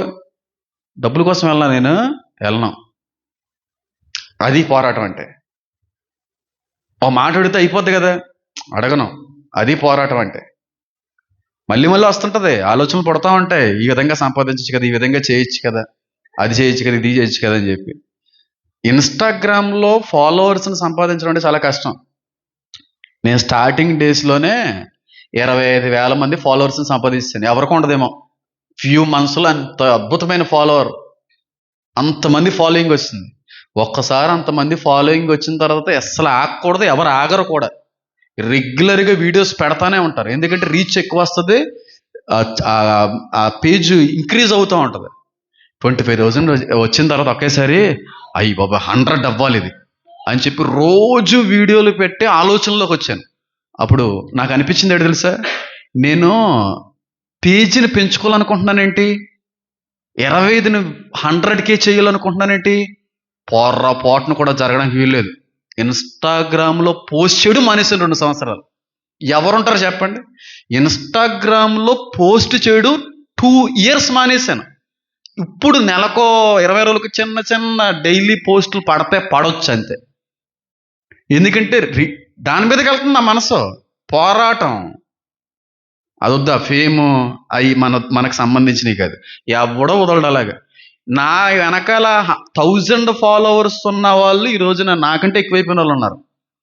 వద్దు, దాని మీద లాగేస్తుంది. పబ్లిక్లో పేరు సంపాదించాలి, ఫేమస్ అవ్వాలి, రీచ్ని పెంచుకోవాలి. అది ఎప్పుడైతే నాకు ఆ విధమైన ఆలోచన పుట్టించింది, అమ్మా బాబోయ్ దీన్ని రీచ్ ఆపేయాలి అర్జెంటుగా, పోస్టులు ఆపేస్తాను పూర్తిగా. రెగ్యులర్గా ప్రతిరోజు షార్ట్ విడుదలయ్యేది యూట్యూబ్లో, దానివల్ల కూడా రీచ్ పెరుగుతుంది. ఆపాడేశాను. రీచ్ పెరగడం ఏంటి, వాక్యం రీచ్ అవ్వాలి, కానీ అది పోరాటం. నా వరకు అయితే ప్రభువా చాలా విషయాల్లో నెగ్గుతున్నాను నేను అనుకుంటున్నాను. మరి నీకు దృష్టికి ఏమీ ఉన్నదో నాకు తెలియదు. ఈ పోరాటం నీలో ఉందా లేదా? ఈ పోరాటం లేకుండా నువ్వు ఏది చేసినా ఏ విధమైన అడ్డు ఆటంకం లేకుండా హ్యాపీగా చేయకూడని వాటిని కూడా చేసుకుంటూ వెళ్ళిపోతున్నావంటే, నీ మనసులో గద్దింపు, హెచ్చరింపు, గుచ్చుతున్నట్టు కానీ, మాట్లాడుతున్నట్టు కానీ, వద్దు అనేటువంటి స్వరం వినటం కానీ ఏమీ లేవంటే నువ్వు ఎప్పుడు చచ్చిపోయావని అర్థం. నువ్వు చచ్చిపోతాడు దేవుడికి సాతానికి ఇద్దరికి అవసరం లేదని అర్థం. నువ్వు చేస్తుంది వాక్య విరుద్ధమైన పని అని తెలిసి నీ మనసు గుచ్చుకోవట్లేదంటే, ఆటంకపరచబడట్లేదంటే, వద్దు అనేటువంటి స్వరం నువ్వు దేవుడి నుంచి వినట్లేదంటే, అవసరం అంటావనే ఆలోచన నీకు కలగట్లేదంటే, ఏ విధంగా కూడా నియంత్రణ అనేటువంటి స్థితిలో నువ్వు లేవంటే, ఇంకా పూర్తి స్వేచ్ఛ వచ్చేసింది, నువ్వు ఏం చేసినా పర్లేదు అనేటువంటి ఒక స్వాతంత్ర స్వేచ్ఛలోకి నువ్వు వెళ్ళిపోయావంటే చచ్చిపోయావు. నువ్వు పోరాటం లేదు. 100% నరకానికి వెళ్ళే వ్యక్తి నువ్వు. రాసి పెట్టుకోండి. మీ జీవితంలో పోరాటం ఉందా లేదా? గుచ్చేవాడు ఉన్నాడా లేదా? హెచ్చరించేవాడు ఉన్నాడా లేదా? గద్దించేవాడు ఉన్నాడా లేదా? నీ మనసాక్షి అయినా సరే నిన్ను అనేక సందర్భాల్లో అవసరమా నువ్వు మందిరంకి వెళ్తున్నావు కదా, బల్ల తీసుకుంటున్నావు కదా అని అంటుందా లేదా? ఇవన్నీ పరీక్షించుకొని అన్నిటిలో కూడా పోరాటం ఉందండి, గుద్దుతున్నాడండి, ఆయన గద్దిస్తున్నాడండి, తేడా కనపడుతుందండి, అమ్మో అనిపిస్తుందండి అంటే పరిశుద్ధాత్మ పనిచేస్తుందని అర్థం, మండుతుందని అర్థం. ఆరిపోయే దశకు వచ్చేసింది కనుక వీలైనంతగా దాన్ని మళ్ళీ తిరిగి మండించడానికి ప్రయత్నం చేయండి. ఆత్మని ఏం చేయకండి, ఆర్పకండి. ఆత్మ లేనివాడు నా వాడు కాదండి. ఆత్మను దుఃఖపరిచిన ఎడల ఈ యుగమందైనను వచ్చి యుగమందైనను వారికి పాపక్షమాపణ కూడా లేదు. ఎందుకు పాప క్షమాపణ లేదు? పరిశుద్ధాత్మ వద్దు వద్దు వద్దు అన్నా సరే ఆయన బుర్ర మేడ వంచేసి ఇలాగ ఉండాలరా నువ్వు నొక్కెత్తుంటే అలాంటి వాళ్ళకి క్షమాపణ ఇప్పుడు లేదు. అర్థమైంది నేను చెప్పేది? పోరాటం ఉందా లేదా మీరు చూసుకోండి. 6వ రాయి డైమండ్లో నువ్వు మారాలి అంటే పోరాటం నీలో ఉండాలి. పోరాటం లేదంటే నువ్వు గజ్జి కుక్కతో సమానం, మురికి పందితో సమానం. నువ్వు డైమండ్ కాదు, బొగ్గుతో సమానం, బూడితో సమానం. గుర్తుపెట్టుకోండి. దాన్ని బట్టి మీరు ఫాలో అవ్వండి. కళ్ళు మూసుకోండి, ప్రార్థన చేసుకుందాం. నా దేవా, నా తండ్రి, నా ప్రభువా, మీకు